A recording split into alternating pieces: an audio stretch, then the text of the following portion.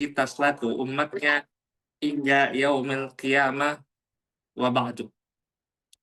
Teman-teman yang dirahmati Allah Ta'ala, pada kesempatan malam hari ini, kami dari ITAF sangat bersyukur karena untuk pertama kalinya, sejak didirikan ITAF pada tahun 2019, untuk pertama kalinya ITAF mengadakan webinar yang berkaitan dengan Mauritania. Yang mana mungkin kita juga bila melihat platform-platform beasiswa atau website yang biasa membahas tentang beasiswa di Timur Tengah, jarang sekali atau bahkan saya pribadi belum pernah menemukan informasi yang membahas secara detail bagaimana kita untuk bisa melanjutkan studi di Mauritania. Dan alhamdulillah pada kesempatan malam hari ini kita bisa berkumpul bersama untuk mendalami bagaimana kondisi studi di Mauritania, yang mana itu merupakan sebuah negeri yang terkenal pertama dengan bahasanya. Jadi memang dahulu itu ketika kita berguru kepada masyayikh kita gitu kan, biasanya masyayikh itu memberikan beberapa rekomendasi negara yang memiliki kualitas lughah yang baik.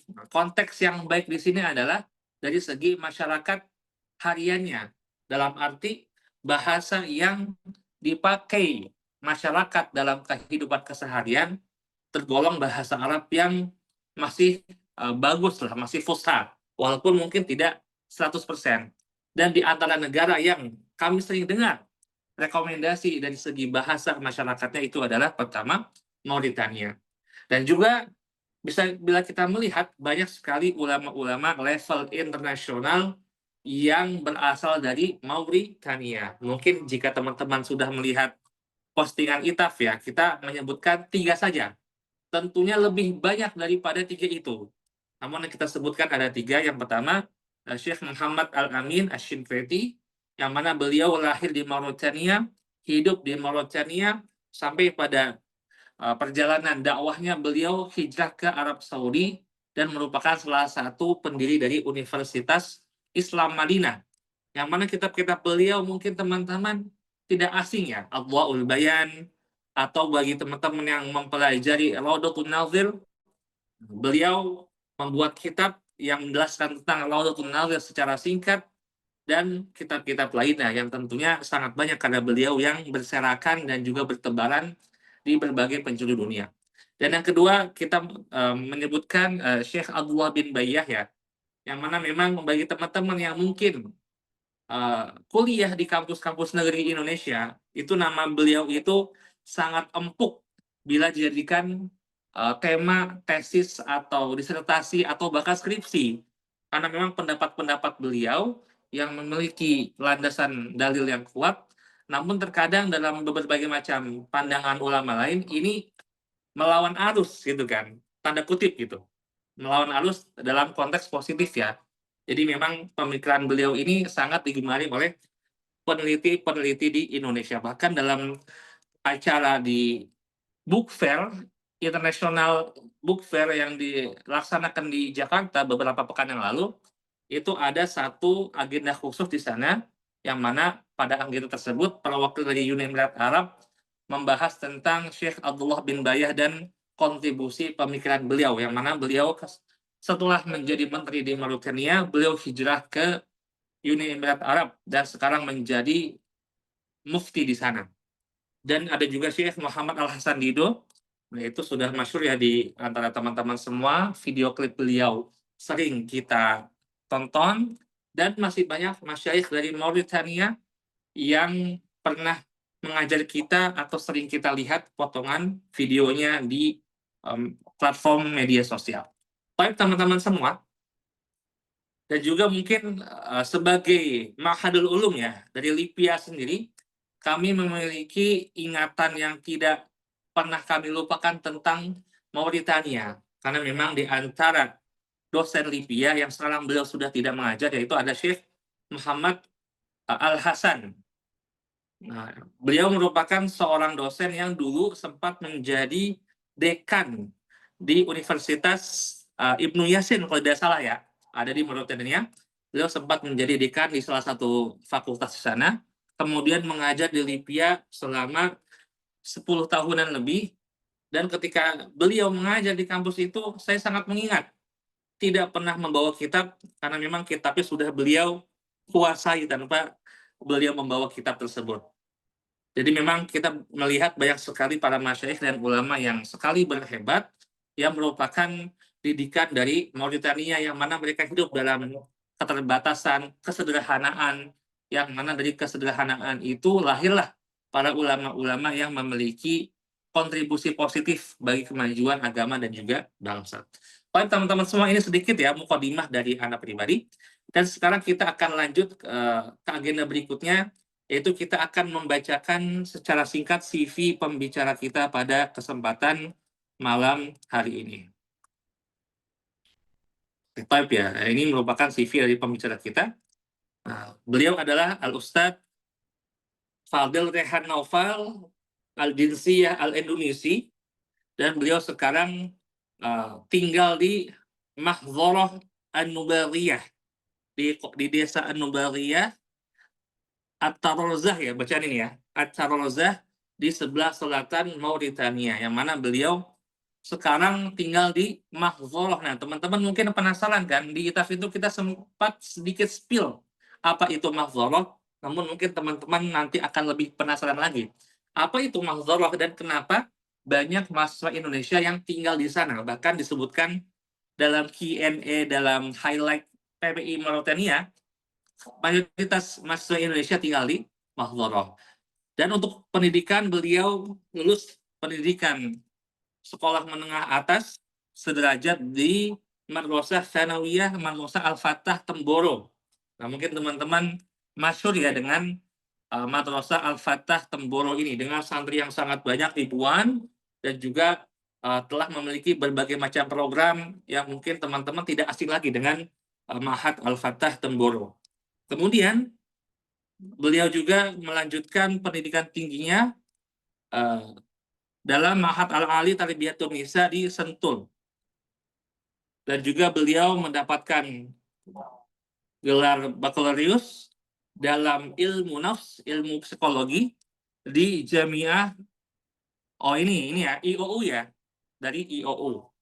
Kemudian sekarang beliau sudah mendapatkan ijazah di program master dalam Universitas Shinqit Al-Asriyah. Nah, nanti teman-teman akan penasaran apa itu Jamiah Shinqit Al-Asriyah dan bagaimana cara masuk ke sana, apakah ada beasiswa, dan bagaimana hal-hal yang berkaitan dengan kehidupan mahasiswa Indonesia di Mauritania nanti akan kita bahas bersama pada kesempatan malam hari ini.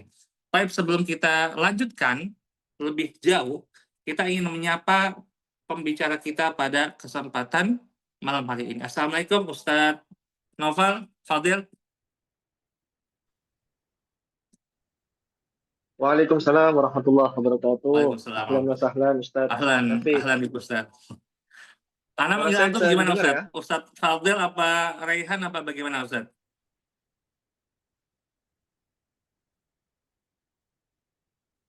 Senyamannya Ustaz saja. Bisa dipanggil Rehan, bisa dipanggil Fadel. Oh, Punya fine, dua fine. panggilan Ustaz. Barakallahu fiik. Jadi mungkin kita sesuai dengan nama file CV-nya Ustaz. kita panggil Ustadz Rehan saja. Baik. Alhamdulillah telah hadir di tengah-tengah kita semua Ustadz Rehan, yang mana berapa jam Ustadz Baik, Ustaz. perbedaan waktu antara kita di Indonesia, waktu Indonesia Barat, dengan di Mauritania Ustadz?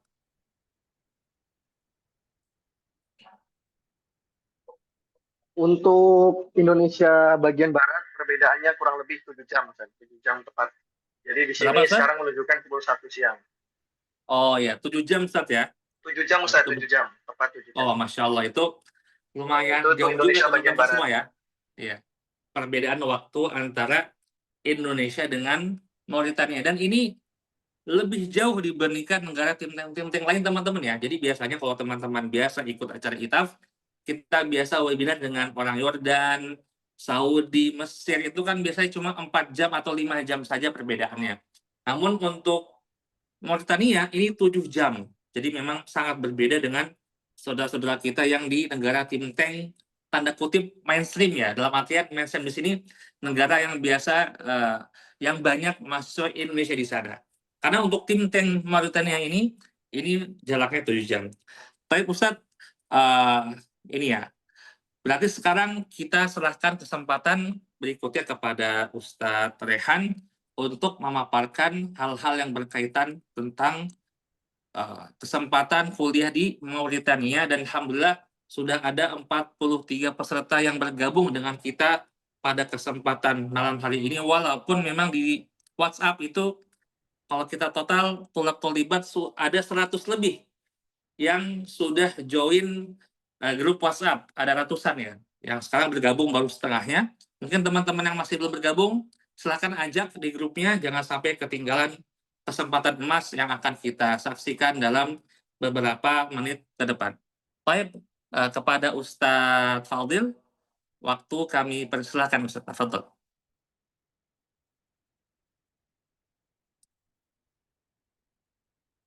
Baik, Ustadz Rafif, jazakumullah khair katsir. Asyaraftu bi hudurikum jami'an. Assalamualaikum warahmatullahi wabarakatuh. Waalaikumsalam warahmatullahi wabarakatuh. Sebelumnya saya minta maaf ya.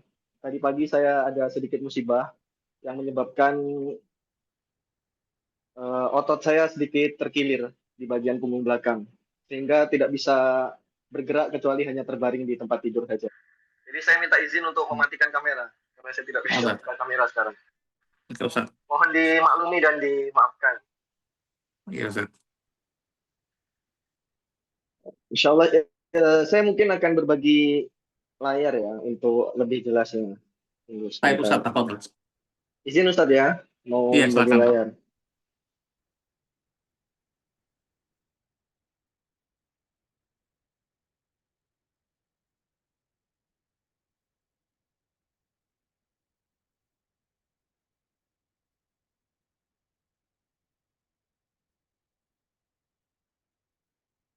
Bisa dilihat jelas Ustaz mungkin?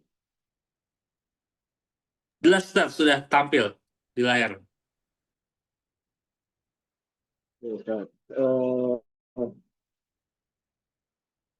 Baik, insya Allah ini sebenarnya saya sudah menyiapkan menggunakan perangkat yang sedikit besar, cuma karena saya terbaring jadi menggunakan HP. Mohon maaf kalau kurang jelas gambarnya ya.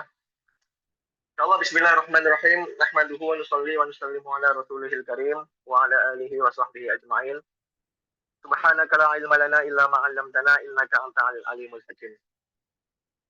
Sebelumnya saya ucapkan terima kasih banyak kepada para asatid dari kita Institut Tafakuh yang sudah memberikan ruang kepada kami untuk berbicara dan ngobrol bersama seputar keilmuan. Dan juga saya mengucapkan marhaban bikum, ahlan wa sahlan kepada asatid wal ustadzat yang sudah menyempatkan waktunya untuk bisa saling berbicara dan bertukar cerita tentang kehidupan kita akhir-akhir ini, terutama tentang pembelajaran kita selama di Mauritania. Insya Allah hari ini kita akan membahas lebih fokus tentang pendidikan di Mauritania, baik dari sisi pendidikan mahboroh atau tradisional, kita akhiri dengan pendidikan Mauritania modern atau universitas.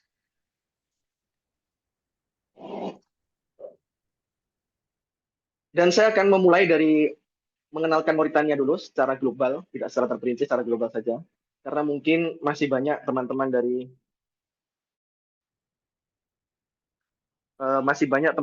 di Indonesia yang belum mengetahui secara jelas di mana sebenarnya Mauritania. Kemudian itu sebenarnya negara di mana, apakah di bumi atau sudah di planet lain atau bagaimana. Maka saya akan berusaha untuk menjelaskan secara global dulu tentang negara Mauritania. Ustadz izin motong. Suara antum tuh kadang bagus, kadang tiba-tiba hilang itu Ustadz. Itu kenapa Ustadz ya? Oh, Sebentar, sebentar, sebentar. Tapi maksudnya seandainya harus apa, ada hal yang ribet, nggak usah, Sat, lanjutin aja. Tapi kadang tuh suaranya halus, kadang agak Sebentar, lumayan sebentar. ini ya.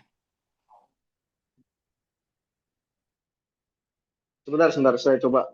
Sebentar.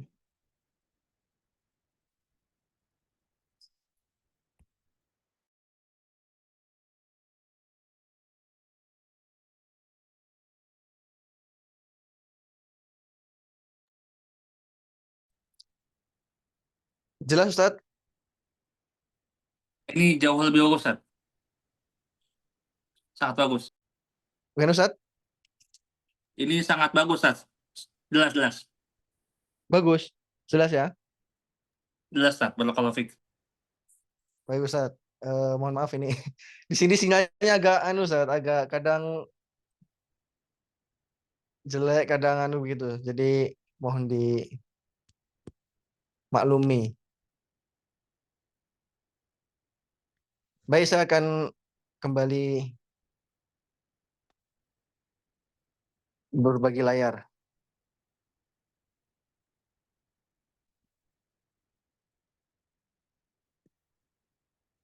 Mohon maaf.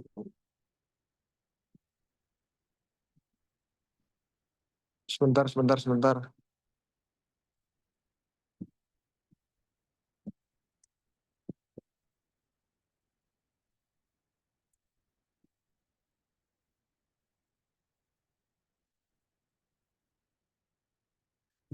Sudah terlihat ya? Sudah, Ustaz, sudah jelas. Alhamdulillah. Oke. Insya Allah Bismillahirrahmanirrahim bisa kita mulai.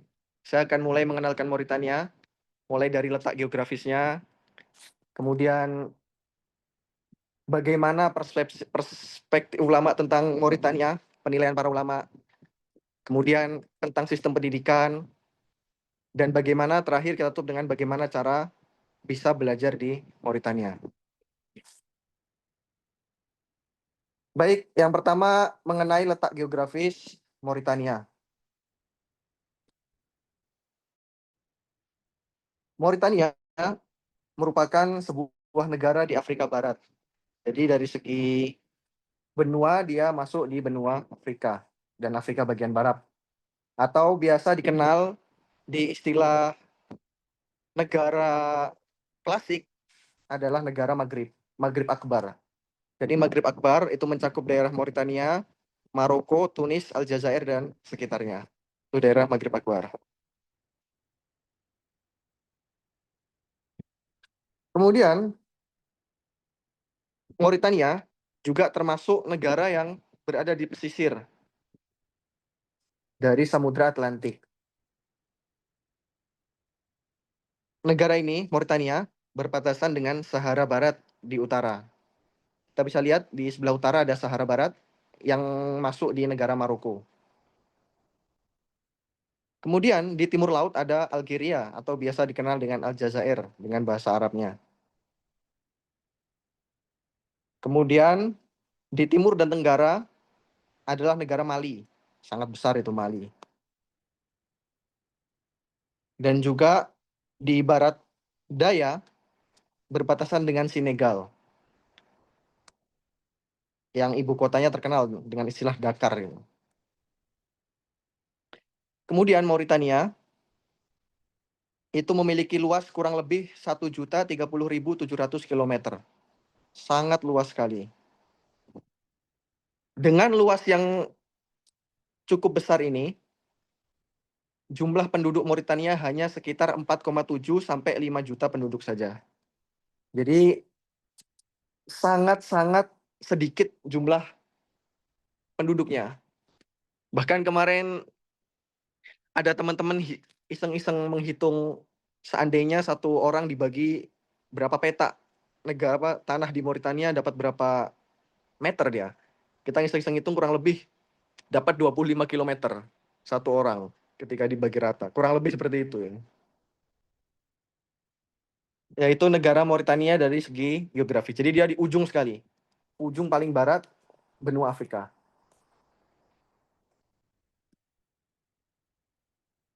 Kemudian negara Mauritania walaupun dia terletak di barat Afrika, Mauritania juga termasuk dari salah satu daripada 22 negara di Arab. Jadi dahulu ketika di Mesir tahun 1945, negara-negara yang menggunakan bahasa resmi Arab dan memiliki identitas budaya Arab, mereka berkumpul membuat suatu organisasi yang kita kenal di negara kita dengan istilah Liga Arab. Atau dalam bahasa Arab disebut sebagai Jami'atud Dual Al-Arabiyah. Dan negara tersebut terdiri daripada 22 negara Arab, di antaranya Mauritania. Mulai dari Oman di sudut sana, sampai paling sudut barat adalah Mauritania. Jadi termasuk negara Arab, Mauritania. Kadang kita ketika sampaikan, ngapain belajar di Mauritania, kan bukan Arab. Ya secara benua bukan Arab, cuma secara bahasa dan identitas budaya, Mauritania termasuk dalam 22, salah satu daripada 22 negara Arab. Baik, sekarang kita mulai masuk ke pembahasan lebih spesifik tentang tradisi keilmuan di Mauritania.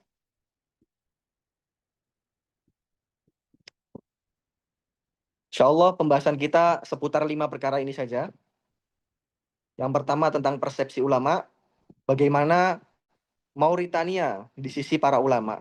Karena ketika kita belum mengenal suatu negara, kita perlu mengenalkan lebih dalam lagi dan lebih jelas lagi supaya teman-teman bisa mendapat informasi lebih detail. Kemudian kedua kita akan bahas tentang tokoh-tokoh kontemporer. Ketiga kita sistem pendidikan, bagaimana sistem pendidikan Mauritania yang katanya termasuk sistem terbaik. Nanti kita ulik lebih dalam lagi. Kemudian pembahasan keempat akan masuk kepada Mahdoroh, apa itu Mahdoroh, kemudian klasifikasinya bagaimana, kemudian bagaimana cara belajarnya, dan terakhir kita akan membahas mengenai universitas yang ada di Mauritania. Baik, yang pertama adalah persepsi para ulama. Ada satu perkataan yang sangat masyhur yang saya pun sebelum kesini sudah tahu ini syair ini. Ada sebuah syair dikatakan ilam yakun syingkitu fihi zamzam falahum fil ilmi aslun akdam. Ini syair yang sudah cukup terkenal untuk memuji Mauritania. Ilam yakun syingkitu fihi zamzam falahum fil ilmi aslun akdam.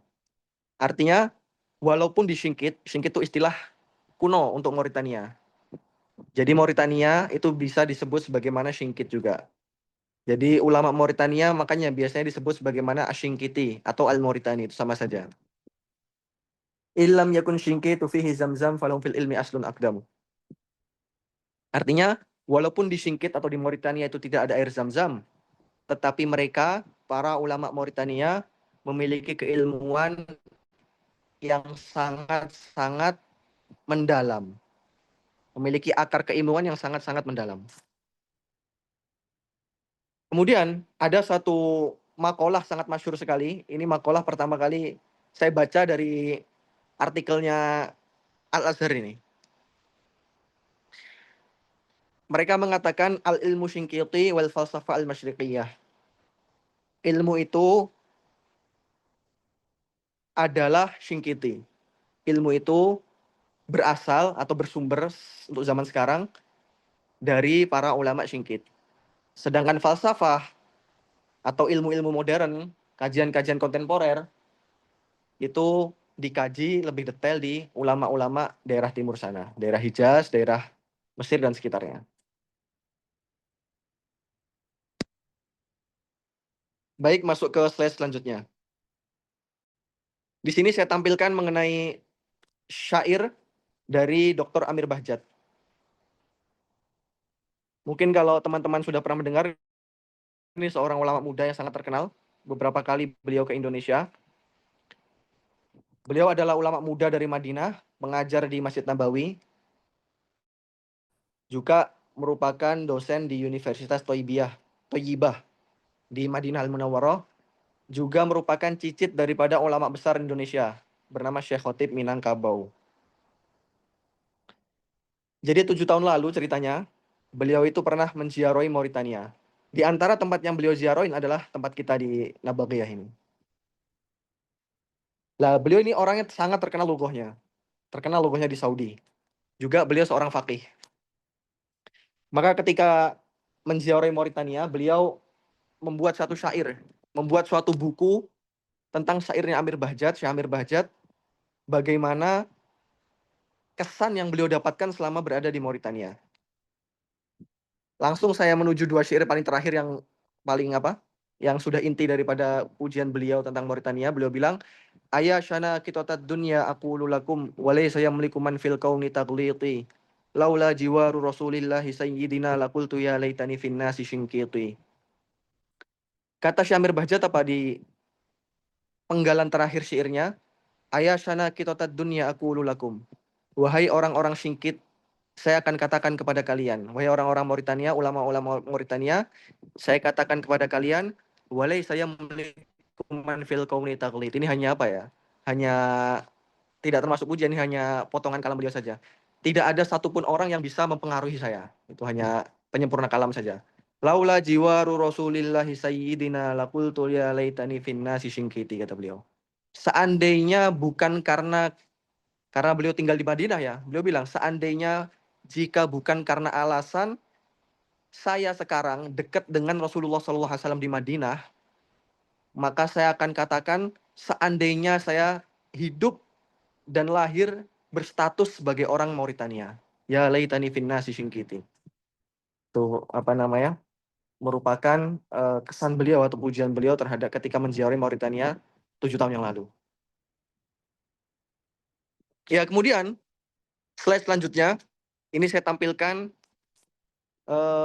satu halaman daripada kitab Khotirot karangan Dr. Abdul Aziz Al-Harbi. Ini beliau merupakan ulama besar di Mekah, alumni Ummul Qura S3 dengan predikat mumtaz beliau. Juga merupakan dosen sekarang mengajar di Universitas Ummul Qura Mekah dan juga muassis Majma' Lughah Arabiyah, merupakan suatu lembaga bahasa Arab berstatus online. Beliau menulis kitab Khotirot. Khotirot ini merupakan catatan-catatan ringkasnya beliau. Catatan-catatan apa ya? Kalau di bahasa kita semacam diari lah. Catatan-catatan atau catatan keilmuan, faedah-faedah beliau itu beliau tuliskan dalam kitab Khotirot ini. Di antara yang beliau tuliskan di halaman 147-148, beliau menyebutkan, menceritakan di sini bahwasanya beliau sudah berguru dan belajar kepada ulama di banyak sekali negara. Di antara negara yang beliau kunjungi untuk belajar adalah negara Haramain, yaitu Mekah dan Madinah. Negara Yaman, kemudian Mesir, kemudian Sudan, kemudian Suria, Mauritania, Maghrib atau Maroko, Aljazair, Habasyah atau Habasyah dan juga selainnya. Kata beliau, wan tafa'tu minhum jami'an. Saya mengambil manfaat dari mereka semua. Walakin tifa'i bil madrasah Mauritaniyah wa tariqah al-misriyah aktsar wa aqwa, kata beliau. Tetapi saya lebih berkesan dan lebih bisa mengambil manfaat. Manfaat yang paling besar saya dapatkan adalah ketika saya belajar di Mauritania dan juga ketika saya menggunakan pembelajaran metode Mesir, kata beliau. Ini karena kita fokus kepada kajian Mauritania ya, kita fokus ke Mauritania saja. Yang Mesir kita tidak usah baca. Kenapa beliau mengatakan Mauritania adalah negara yang paling berkesan dan paling bermanfaat dalam proses belajar beliau? Kata beliau, karena Mauritania, ini saya ringkas saja, karena Mauritania selalu mengunggulkan hafalan dalam setiap pembelajarannya. Nanti saya akan jelaskan ketika pembahasan Mahdhoroh, bahwasanya ulama Mauritania ketika mengajar, mereka tidak mau menggunakan kitab. Beda dengan di tempat kita ya. harus menggunakan kitab. Bahkan dianggap tidak sopan lah kalau tidak menggunakan kitab. Tapi kalau di Mauritania, ulama Mauritania itu punya adat, orang yang ngajar menggunakan kitab itu merupakan suatu aib yang sangat besar. Jadi mengajar itu tidak boleh bawa kitab. Ketika bawa kitab itu aib. Jangan ngajar kalau kamu belum hafal. Jangan ngajar kalau kamu belum hafal. Memang di sini mau dihafal seperti kitab-kitab besar Jamul Jawame atau kitab-kitab selainnya lah itu dihafalkan. Bahkan di sini ada salah satu guru kami namanya Syekh Ibrahim Ibnu Haram itu beliau mengajar tafsir Jalalain tanpa menggunakan kitab. Sudah seakan-akan kitab udah ada di kepala beliau. Itu beliau mengajar selama 5 tahun itu tanpa menggunakan kitab. Full hafalan beliau mengajar tafsir Jalalain. Kemudian juga ajaran Mauritania itu adalah para murid itu dididik sebagaimana seharusnya. Bagaimana mereka mengagungkan guru, bagaimana mereka memuliakan guru dengan catatan dengan batasan yang tidak terlalu berlebihan.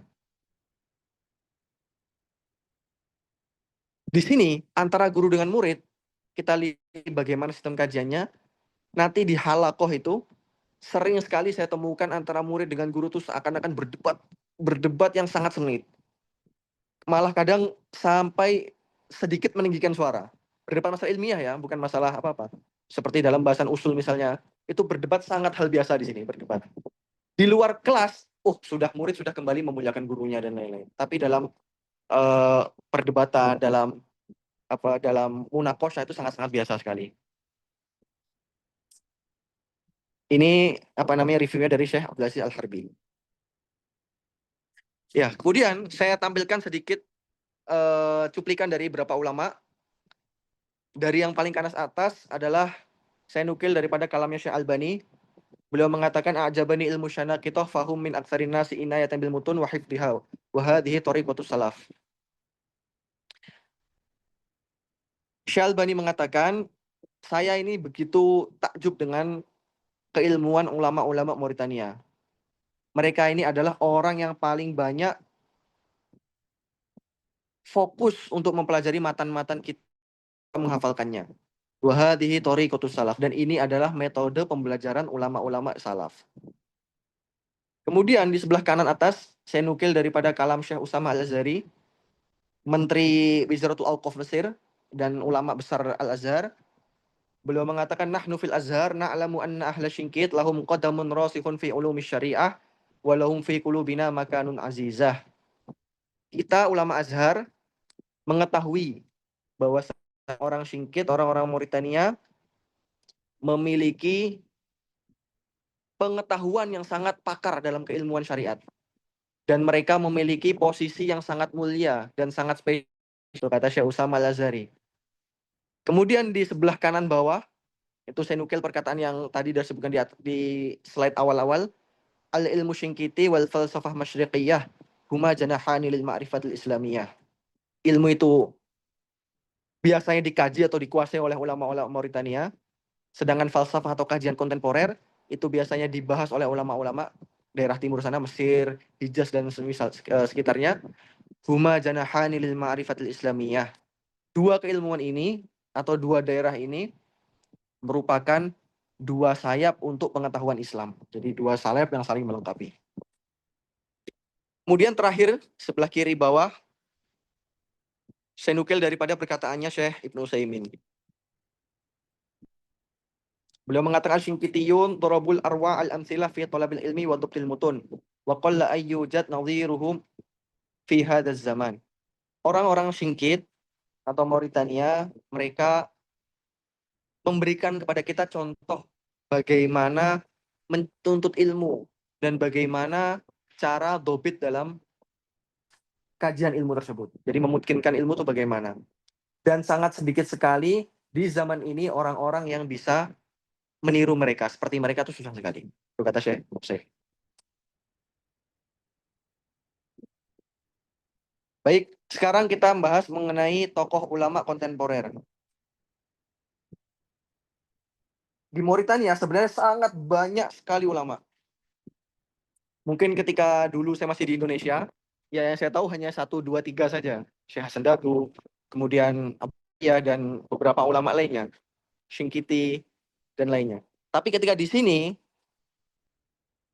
saya baru tahu ternyata hampir rata kualitas ulama Mauritania dari timur ke barat itu hampir rata seperti itu. Jadi kita ini seakan-akan bisa mengatakan kalau ulama Mauritania pasti segini, segini ke atas, nggak mungkin ke bawah. Jadi seakan-akan sudah memiliki barometer khusus lah, satu batasan khusus.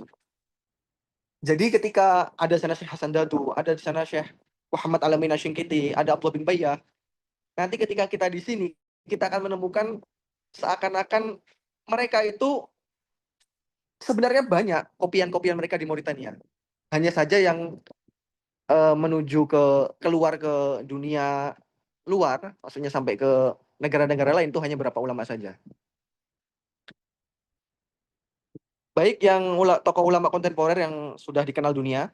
Yang pertama ada Syekh Muhammad Hasan Datu, Syinkiti. Mungkin ma'ruf sekali ya. Banyak potongan videonya kita lihat di sosial media Indonesia. Beliau ini ketua Markas Takwinul Ulama. Nanti kita bahas ada Markas Takwinul Ulama di sini. Kemudian beliau juga salah satu ketua Majelis Syuro di Mauritania.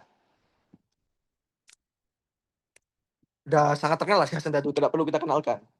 Kemudian di bawahnya ada Syekh Muhammad Alamin Asyinkiti. Ini juga sangat terkenal ya, pengarang Atbaul Bayan. Beliau ini termasuk orang pertama yang membangun atau mendirikan sistem pendidikan di Jamiah Islamiyah Madinah, Universitas Islam Madinah atau UIM. Jadi dahulu tahun 1961, Raja Saud bin Abdul Aziz itu memerintahkan beberapa ulama untuk membuat universitas di Madinah, atau dikenal sebagaimana UIM sekarang. Akhirnya beliau memanggil beberapa ulama, di antaranya Syekh Muhammad Alamin Asyinkiti. Yaitu beliau adalah orang pertama yang termasuk orang pertama di antara ulama lainnya adalah Syekh Abdul Aziz bin Baz dan lain-lain. Itu termasuk orang pertama yang membuat kurikulum dan pembelajaran di Jamiah Islamiyah Madinah Al-Munawwarah. Bahkan beliau adalah orang yang membuat kuliah perdana di Jamiah Islamiyah Madinah dalam bidang tafsir dan usul fikih. Makanya tafsirnya beliau terkenal Adwaul Bayan. Usul fikihnya beliau juga terkenal itu Syarah Maraqi, Nasrul Wurud. Juga beliau punya kitab punya kitab Al-Muhadharah, Muhadharah Usuliyah itu. Itu kitab usulnya beliau. Kemudian ada namanya Syekh Abdullah bin Bayyah. Nama lengkapnya Abdullah bin Syekh Al-Mahfud Ibnu Bayyah atau biasa dikenal sebagai Syekh Abdullah bin Bayyah. Beliau sekarang menjabat sebagaimana Mufti Emirat, sebagai Mufti Emirat. Pernah menjabat di Mauritania sebagai wakil menteri, wakil presiden dulu. Presiden pertama itu Syekh Abdullah bin Bayyah dulu wakil. Kemudian beliau juga pernah menjabat sebagai wakil presiden Persatuan Ulama Internasional. Jadi beliau wakilnya. Beliau juga sekarang fokus kepada penelitian, termasuk anggota Dewan Penelitian dan Fatwa Eropa yang berpusat di Dublin. Makanya beliau punya kitab, di antara kitab beliau yang masyhur itu adalah Fiqhul Aqliyat, fikih mayoritas. Itu bagus banget itu. Beliau membahas banyak kajian-kajian yang tidak dibahas di kitab-kitab fikih tradisional atau turos. Itu beliau bahas tapi dengan pasti tidak keluar daripada kaidah-kaidah usul fikih dan kaidah-kaidah para ulama salaf. Kemudian ada Syekh Ahmad Al-Amin Asyinkiti. Beliau ini merupakan ulama Mauritania yang tinggal di Mesir. Beliau sezaman dengan Syekh Muhammad Abduh. Beliau adalah kitabnya masyhur adalah Al-Wasit fi Tarajimi Udaba'i Syinkit. Beliau termasuk orang yang merevisi kurikulum Al-Azhar yang masih dipakai sampai sekarang ini. Beliau termasuk orang yang mengambil peran di sana dalam pembentukan kurikulum Al-Azhar. Kemudian yang terakhir adalah Syekh Muhammad Mahmud Walad Talamid. Ini Mesir juga beliau. Beliau ini orang sezaman juga dengan Syekh Muhammad Abduh. Beliau ini adalah orang yang pertama mengajar lughah, termasuk orang pertama yang mengajar lughah atau adab Arab di Jami Al-Azhar. Beliau Syekh Muhammad Mahmud Walad Talamid. Juga orang yang merapikan pembelajaran lughah di Al-Azhar. Itu Syekh Muhammad Mahmud Walad Talamid. Bahkan sebagian buku-bukunya Syekh Muhammad Rashid Ridho itu beliau yang mentahqiq. Syekh Muhammad Mahmud itu. Baik, sekarang kita masuk kepada sistem pendidikan di Mauritania. Bagaimana kok bisa banyak ulama yang keluar daripada Mauritania dengan kualitas yang sangat-sangat mumpuni. Memang sistem pendidikan di sini itu dimulai sejak kecil. Pembelajaran di Mauritania ini dimulai sejak usia balita. Jadi ketika baru lahir sampai usia balik, biasanya orang tua, ibu biasanya mengambil peran dalam pendidikan anak. Ketika usia balita, maka mereka mulai mengajarkan, tidak mengajarkan secara aktif, hanya menyebut beberapa kali tentang angka, tentang huruf hijaiyah, dan semisalnya. Sehingga ketika umur 5 tahun, maka ibunya memberikan ujian kepada anak tadi untuk menghitung 1 sampai 10. Ini karena mereka di sini masih budaya-budaya tradisional ya. Maka cara mereka mendidik ini hampir rata satu Mauritania senegara seperti ini. Ini saya ambil dari beberapa kitab-kitab yang menulis tentang tradisi-tradisi Mauritania. Jadi ketika usia 5 tahun, anak kecil itu akan diuji oleh ibunya untuk menghitung angka 1 sampai 10. Bisa nggak dia ngitung 1 sampai 10 tanpa kebalik, tanpa tertukar, dan secara berurutan? 1 sampai 10, 10 sampai 1. Jadi bolak-balik seperti itu.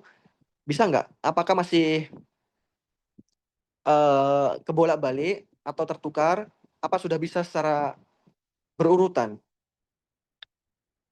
Ketika belum bisa, maka anak dibiarkan untuk terus belajar lagi. Berarti dia belum saatnya untuk kita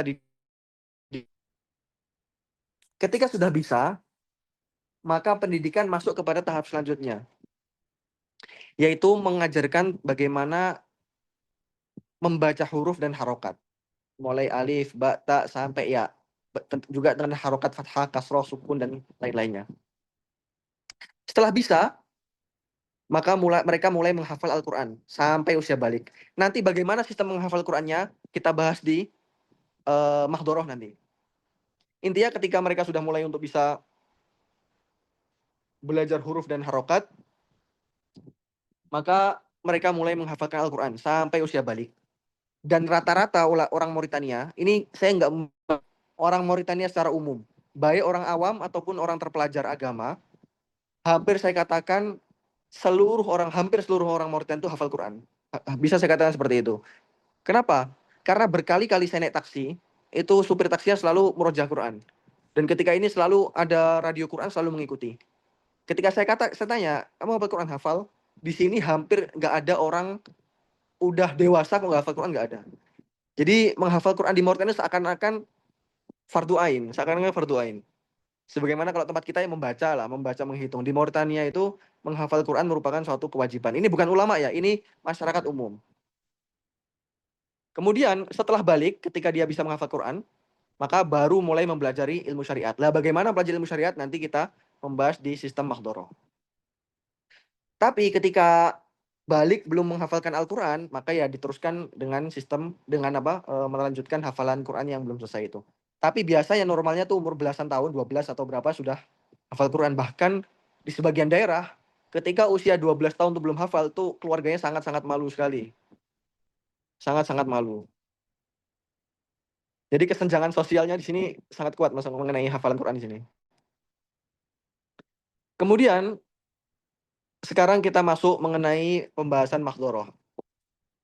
Mauritania itu terkenal dengan istilah Mahdoroh. Bahkan saya bisa katakan tidak ada ulama Mauritania kecuali mereka adalah hasil daripada produk Mahdoroh. Tidak ada ulama Mauritania kecuali mereka hasil daripada produk Mahdoroh. Dan saya berani katakan, tidak ada ulama Mauritania yang terkenal, yang benar-benar mungkin dengan keilmuannya, yang keluar daripada pembelajaran selain Mahdoroh. Daripada pelajaran-pelajaran universitas murni ya, saya katakan murni, itu saya berani katakan tidak ada. Karena saya sudah berapa kali lah meneliti dan mengecek masalah seperti ini.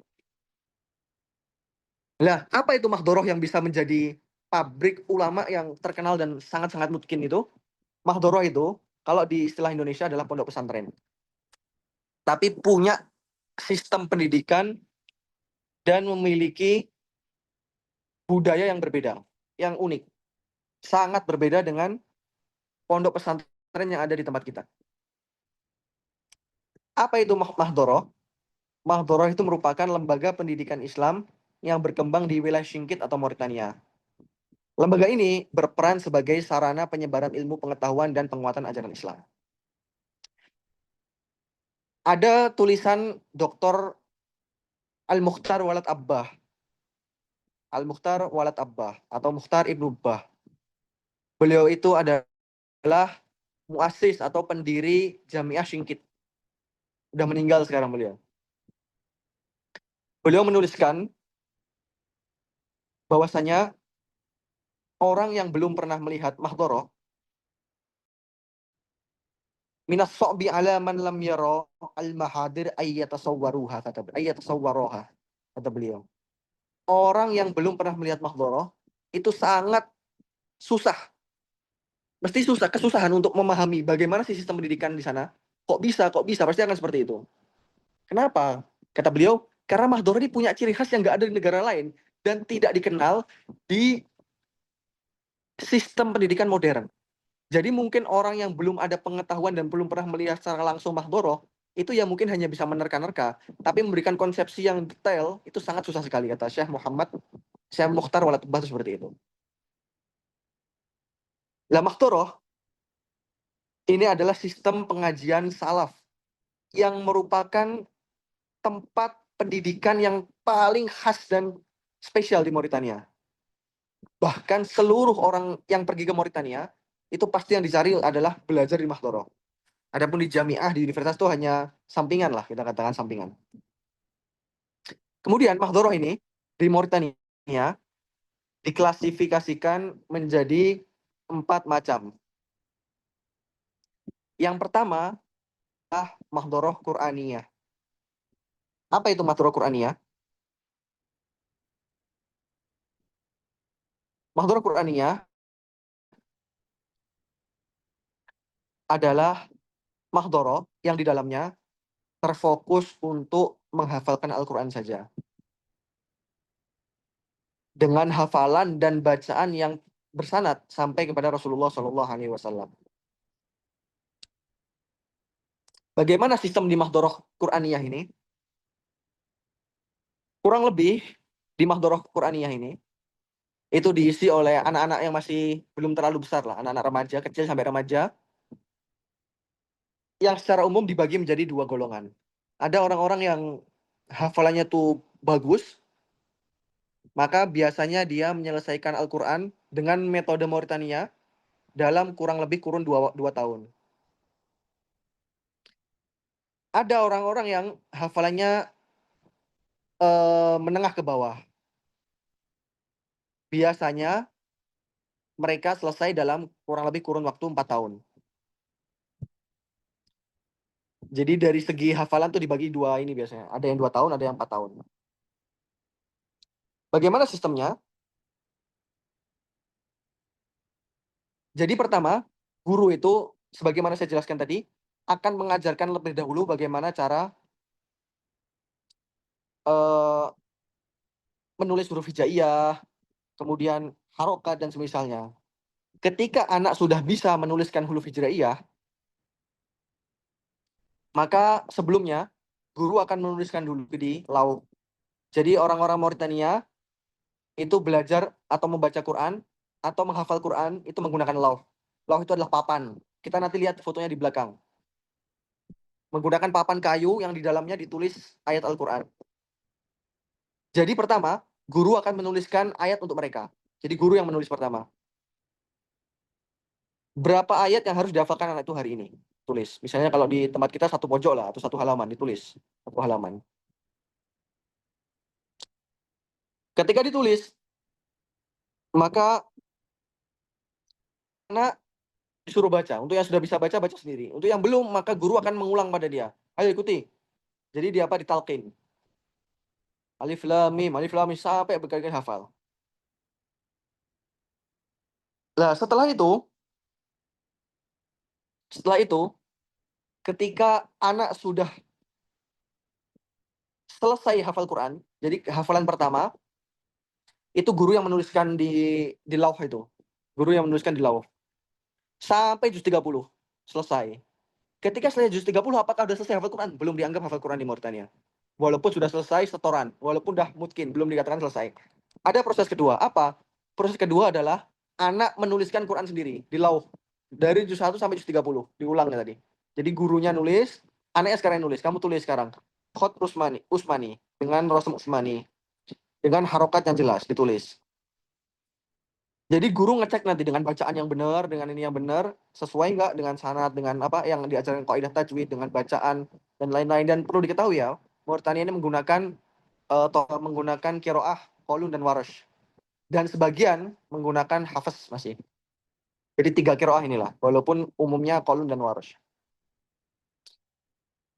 Nah, setelah anak tadi berhasil menuliskan ayat 1 Al-Fatihah sampai terakhir surat An-Nas itu, setelah itu mereka diberikan wirid harian membaca Al-Quran. Jadi bacaan harian Al-Quran mereka untuk mereka selesaikan selama 1 hari. Berapa tuh? Biasanya guru itu memberikan batasan berapa halaman atau berapa ayat yang harus diulang satu hari ini. Misalnya kita contoh 1 halaman lah di Indonesia. Maka 1 halaman yang dijadikan wirid oleh gurunya, disuruh pada murid-muridnya untuk membaca ini, mereka membagi waktu menjadi 3 waktu.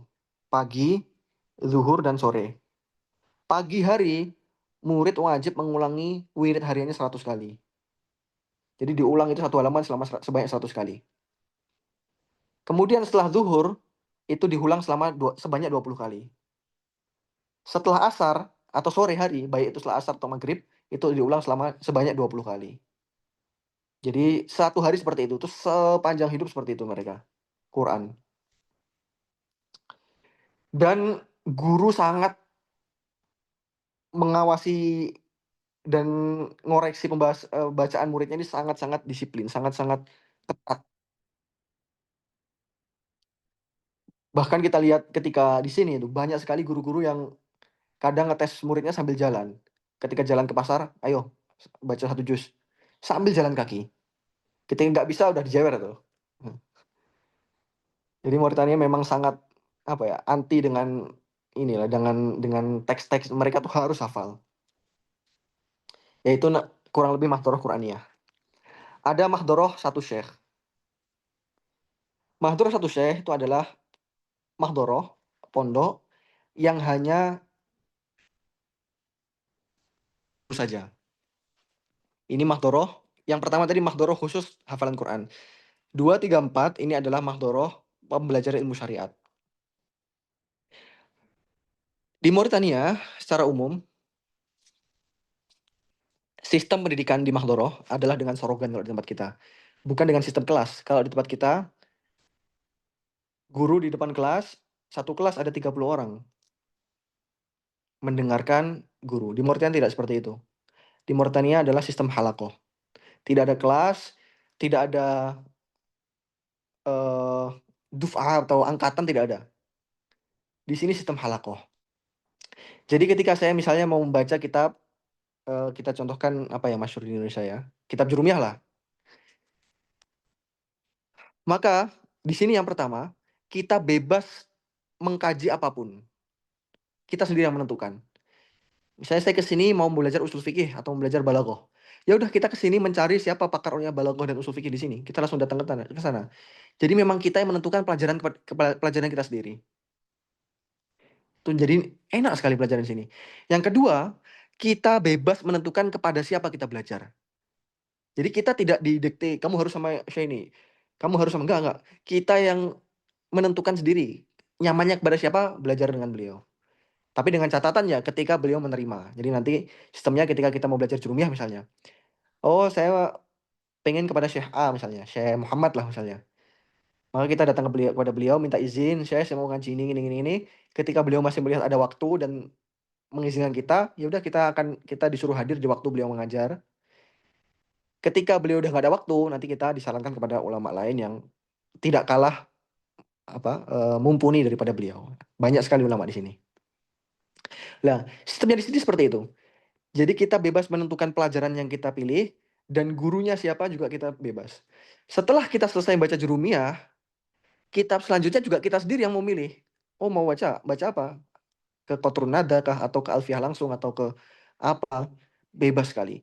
Divan apapun, keilmuan apapun di sini ada semua dan masyaihnya sangat-sangat banyak. Sangat bebas. Kemudian sistemnya adalah sorogan. Bagaimana sorogan itu maksudnya? Kalau di istilah modern bisa disebut sebagai private lah, privat. Sistem privat. Jadi gambarannya satu guru, misalnya Syekh Muhammad nih, satu guru, Syekh Muhammad, itu beliau satu hari misalnya memiliki 3 waktu mengajar. Setelah subuh, setelah maghrib, dan setelah isya, misalnya seperti itu. Maka beliau bilang, ya nanti beliau membagi orang-orang yang belajar sama beliau. Oh misalnya yang belajar ada 30 orang. Ya nanti 10 orang baca di waktu pagi, 10 orang di waktu siang, 10 orang di waktu malam. Dan 30 orang ini, mereka mengkaji kitab yang berbeda-beda.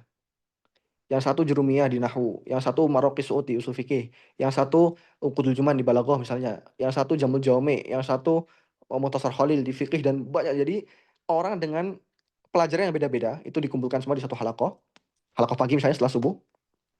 Kemudian satu orang maju satu persatu. Oh ya Zaid maju, baca. Beliau kasih waktu, biasanya di sini sistem pendidikan satu kali baca tuh 15 sampai 25 menit lah. Itu beliau kita baca Bismillahirrahmanirrahim al-kalam huwal lafzul murakkabul mufid bil wati sampai akhir.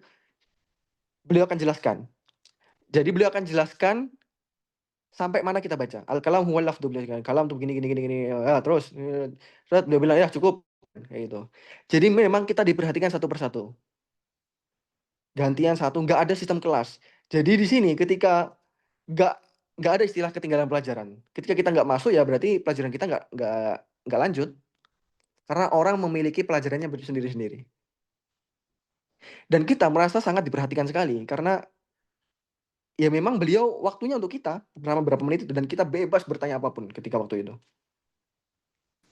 Dan pelajaran Syekh sama sekali tidak, walaupun tidak buka kitab. Yang saya alami selama di sini itu ketika misalnya saya kemarin membaca Jamul Jawami. Ketika saya membaca Hawashi Jamul Jawami, saya sebutkan satu pendapat ulama di Hasyiah, Syekh langsung menyebut, oh ya, itu kalamnya Qadhi Abu Bakar misalnya. Oh, itu kalamnya Fulan. Ya, kenapa? Ini ada syikal saya gini. Oh ya, kayak gini. Langsung dia jelaskan secara detail. Nah, itu kurang lebih sistem pendidikan secara syariatnya. Lah, sistem pendidikan ilmu syariatnya. Lah, Makhdoroh yang mengajarkan ilmu syariat atau seperti fikih, nahwu dan sebagainya itu dibagi menjadi tiga bagian. Ada Makhdoroh dengan satu syekh. Mana yang Makhdoroh satu syekh? Itu adalah guru yang ada di Makhdoroh tersebut hanya satu saja. Hanya satu saja. Tapi satu ini terkadang mengajar semua fan, terkadang hanya mengajar nahwu doang, atau terkadang hanya usul fikih doang dan sebagainya. Itu namanya Makhdoroh dengan satu syekh. Ada Makhdoroh dengan beberapa syekh. Ini sebagaimana Makhdoroh yang saya tempati sekarang, yaitu Makhdoroh Nabawiyah. Di masyarakat di sini sangat-sangat banyak sekali. Ada 25 kurang lebih. Dan beliau punya waktu mengajar masing-masing. Dan mereka 25 atau lebih itu punya fan-nya masing-masing. Ada yang satu fan-nya di usul fikih, ada yang satu balaghah, ada yang satunya di arut, ada yang satunya di nahwu, ada yang satunya di fikih, ada yang satunya di sirah, ada yang satunya di syama'il. Kita bebas baca ke siapapun yang kita inginkan dan pelajaran apapun yang kita mau. Ada yang satunya di maqasidus syariah, ada yang Ini makanya kita sangat nyaman lah belajar di sini. Kemudian ada mahdoroh khusus cabang keilmuan tertentu. Ini adalah contohnya, nanti kita sebutkan contoh ya di belakang. Ini misalnya saya sebutkan contoh Tujak Maji lah. Tujak Maji itu adalah mahdoroh di sini, ya, yang hanya terfokus mengajar kepada satu fan keilmuan saja, yaitu nahwu.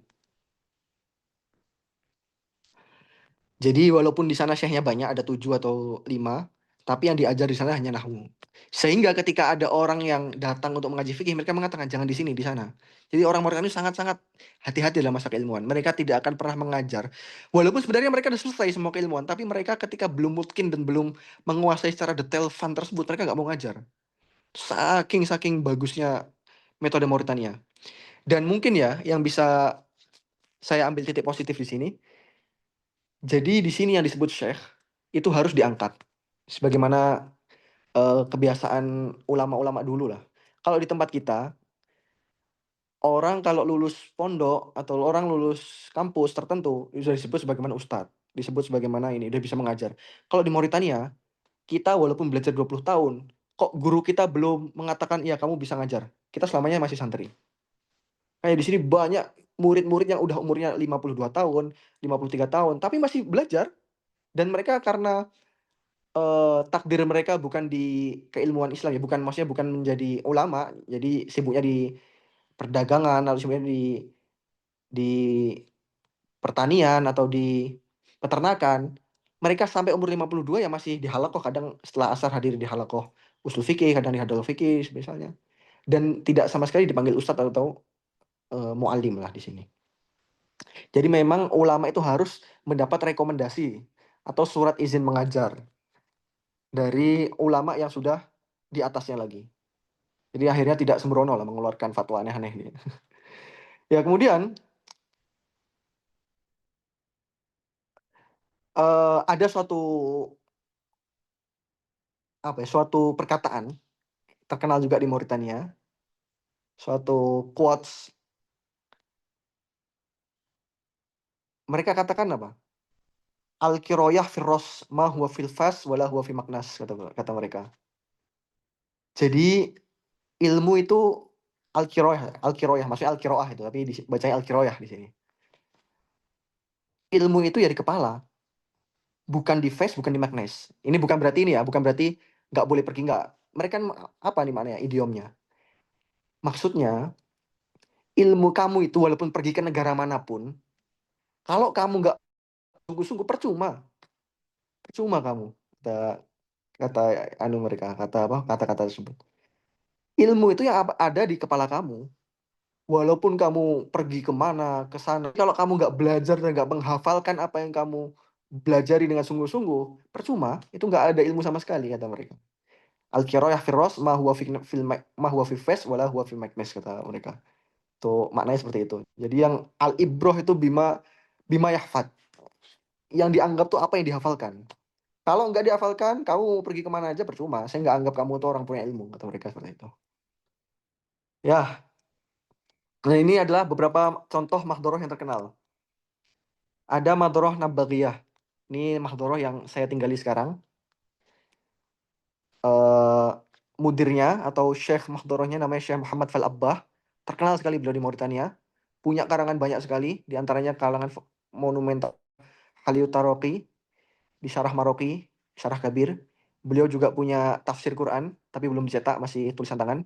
Juga punya Syarah Muwatta. Beliau masih hidup sampai sekarang. Tapi kitab-kitabnya rata-rata nggak mau dicetak dulu katanya, sampai beliau meninggal. Hati-hati katanya. Ada di bawahnya Mahdoroh Taisir. Mahdoroh Taisir ini, ya Mahdoroh Nabaghiyah ini termasuk Mahdoroh yang menyediakan banyak syekh ya, dan juga banyak ulum. Jadi semua ilmu ada di sini. Kemudian ada Mahdoroh Taisir. Mahdoroh Taisir ini mahdoroh yang diasuh oleh Syekh Muhammad Hasan Ahmadul Khadim. Syekh Hasan Ahmad Khadim. Dijuluki sebagaimana Suyuti hadis zaman. Kenapa dijuluki Suyuti hadis zaman? Karena beliau punya karangan kitab di seluruh bidang keilmuan. Di Nahwu beliau punya, di Balaghah beliau punya, di Fikih beliau punya, di Quran beliau punya, di semua fan beliau punya. Jadi karangan beliau kurang lebih ada ratusan, 100 berapa gitu kemarin saya ini. Masih hidup juga beliau, Syekh Hasan Ahmad Khadim ini. Kemudian ada Madroh Tunjak Maji. Ini termasuk Madroh yang banyak syekh tapi hanya mengajarkan satu fan. Fan Nahwu doang. Ini ada beberapa orang Indonesia di sana yang fokus mempelajari ilmu Nahwu doang. Ada Mahdoroh Ummul Qura. Ini Mahdoroh Syekh Salim Adud kalau tahu. Syekh Salim Adud itu merupakan paman dari Syekh Hasan Dadu. Ummul Qura. Ini Mahdoroh keluarganya Syekh Hasan Dadu lah. Bisa dikatakan seperti itu. Ada Mahdoroh Tanwish Syekh Khiyar. Jadi beliau namanya kalau nggak salah nama aslinya Muhammad itu siapa lupa saya. Tapi julukannya terkenalnya di sini adalah Khiyarun Nas katanya. Saking alimnya beliau dijuluki sebagaimana Khiyarun Nas di sini, sebaik-baiknya manusia. Nama aslinya saya pun nggak tahu. Pokoknya sebutnya di sini Syekh Khiyar. Mahdhur Tanwis ini hanya beliau yang mengajar, Mahdhur satu syekh, tapi mengajar semua bidang keilmuan. Beliau termasuk eh, muridnya Syekhul Taisir, Syekh Hasan Ahmadul Khadim. Kemudian ada Mahdhurnya Syekh Safir. Beliau dijuluki sebagaimana Sibawehnya Mauritania. Beliau tuh Nahwi Mauritania, ulama Nahwinya Mauritania, dijuluki Sibawehnya Mauritania. Itu Syekh Safir, nama aslinya Safir. Itu juga beliau doang yang ngajar. Itu Mahdhoroh dengan satu syekh dan satu fan, jadi beliau. Ada Mahdhoroh Tafasid. Lah ini Mahdhoroh yang khusus Quran ini, masalah Tafasid. Ini Mahdhoroh Quraniyah ini. Banyak sekali pelajar-pelajar asing, ada orang Indonesia, Malaysia di sana juga yang menghafal Quran-Quran di sana. Ada Mahdhoroh Ainutullah. Ini saya Salim Majlisi. Kalau mungkin pernah dengar beliau ma'ruf juga. Itu terkenal tafsirnya beliau, Syekh Salim Majlisi. Oke, ya ini berapa foto yang saya ambil dan saya letakkan di sini. Yang kanan atas ini adalah tempat tinggalnya santri ya. Jadi santri ini di Mahdhoroh, santri itu biasanya diberikan asrama atau rumah per negara. Ada rumah Indonesia, ada rumah Malaysia, ada rumah Yaman, ada rumah Tunisia, ada rumah Australia, ada rumah Amerika, ada rumah Brazil, ada rumah Turki dan semisalnya. Setiap negara biasanya diberi rumah satu-satu sama Mahdhoroh. Yang atas lah, sebagian santri yang tidak mau tinggal di rumah, karena di rumah biasanya satu kamar tuh 5, 4, 5 orang, ada 2 orang, tergantung inilah, tergantung kesediaan. Ketika orang itu nggak mau kumpul bareng-bareng, mau menyendiri, biar lebih fokus misalnya, maka tidak sedikit santri-santri yang memilih untuk tinggal di khaimah atau di kemah. Nah mereka akhirnya bangun kemah sendiri. Kemahnya bisa dilihat di bagian kanan atas, foto kanan atas. Dan juga di tengah bawah. Nah itu contoh di antara kemah-kemahnya para pelajar. Jadi mereka tinggal di sana, belajar di sana, tidur di sana, dan semisalnya. Semua barang-barang ini di sana. Itu kemah-kemah yang mereka buat sendiri. Atau kalau memiliki uang yang cukup, biasanya mereka nyewa rumah di Korea. Tergantung inilah, eh, tergantung nyamannya mereka masing-masing bagaimana. Kemudian contoh untuk asrama yang diberikan Mahdhoroh itu yang di bawah kanan. Di bawah kanan yang ada untanya itu di antara rumah yang diberikan Mahdhoroh. Jadi sebenarnya banyak rumah itu, cuma saya foto satu rumah saja. Itu rumah Yaman. Di belakangnya depannya tepat itu rumah Indonesia sebenarnya, cuma tidak terfoto. Itu rumah gratis dari Mahdhoroh. Itu orang-orang Yaman di sana tinggalnya. Ada berapa rumah Yaman? Ada 5 atau 6 itu rumah Yaman di sini. Banyak sekali orang Yaman di sini. Kemudian di tengah atas itu ada contoh pembelajaran atau penghafalan Quran di sini. Itu yang saya bilang menggunakan lauh atau papan. Itu di tengah atas itu. Kemudian di kiri atas itu adalah Syekh Hasan Ahmadul Khadim. Yang merupakan Syekhut Taisir atau pimpinan daripada Mahdhur Taisir tadi yang saya bilang sebagaimana Suyuti Hadaz Zaman, Suyutinya Mauritania. Itu beliau Syekh masih hidup sampai sekarang, Syekh Hasan Ahmadul Khadim. Dan mengajarnya seperti itu, saya bilang, bagaimana sistem mengajarnya seperti ini. Jadi Syekh duduk, nanti murid-murid lingkar di situ samping. Jadi gantian baca. Itu mengajarnya seperti itu. Nah, yang bawah kiri, ini saya selipkan, ini adalah asrama gratis di Jamiah Nouakchott atau Universitas Nouakchott. Nouakchott ini merupakan ibu kota Mauritania ya. Atau kalau Indonesia UI-nya Mauritania lah ini. Ini gratis semua ini untuk pelajar asing gratis asramanya, kuliahnya juga gratis. Ini tersedia banyak sekali jurusan. Nanti kita bahas lebih lanjut lah. Ini hanya saya selipkan bentuk atau kondisi asrama di Jamiah Nouakchott yang gratis. Baik, sekarang kita masuk ke universitas atau sistem pendidikan modern. Kalau kita di sini ya belajar sampingan, karena kita sebenarnya inti pembelajaran di Mauritania ya di Mahdhoroh. Ada universitas sebenarnya banyak di negara lain. Dan universitas di Mauritania itu secara umum mirip sekali dengan Maroko. Dari segi kurikulum, dari segi Mauritania, Maroko, Tunisia, Aljazair itu memiliki kurikulum yang sama. Jadi karena di sini Mahdhoroh ya kita lebih fokus dan lebih menghabiskan banyak waktu kita di Mahdhoroh. Ketika waktu-waktu yang mengharuskan kita ke universitas, baru ketika kita datang ke universitas.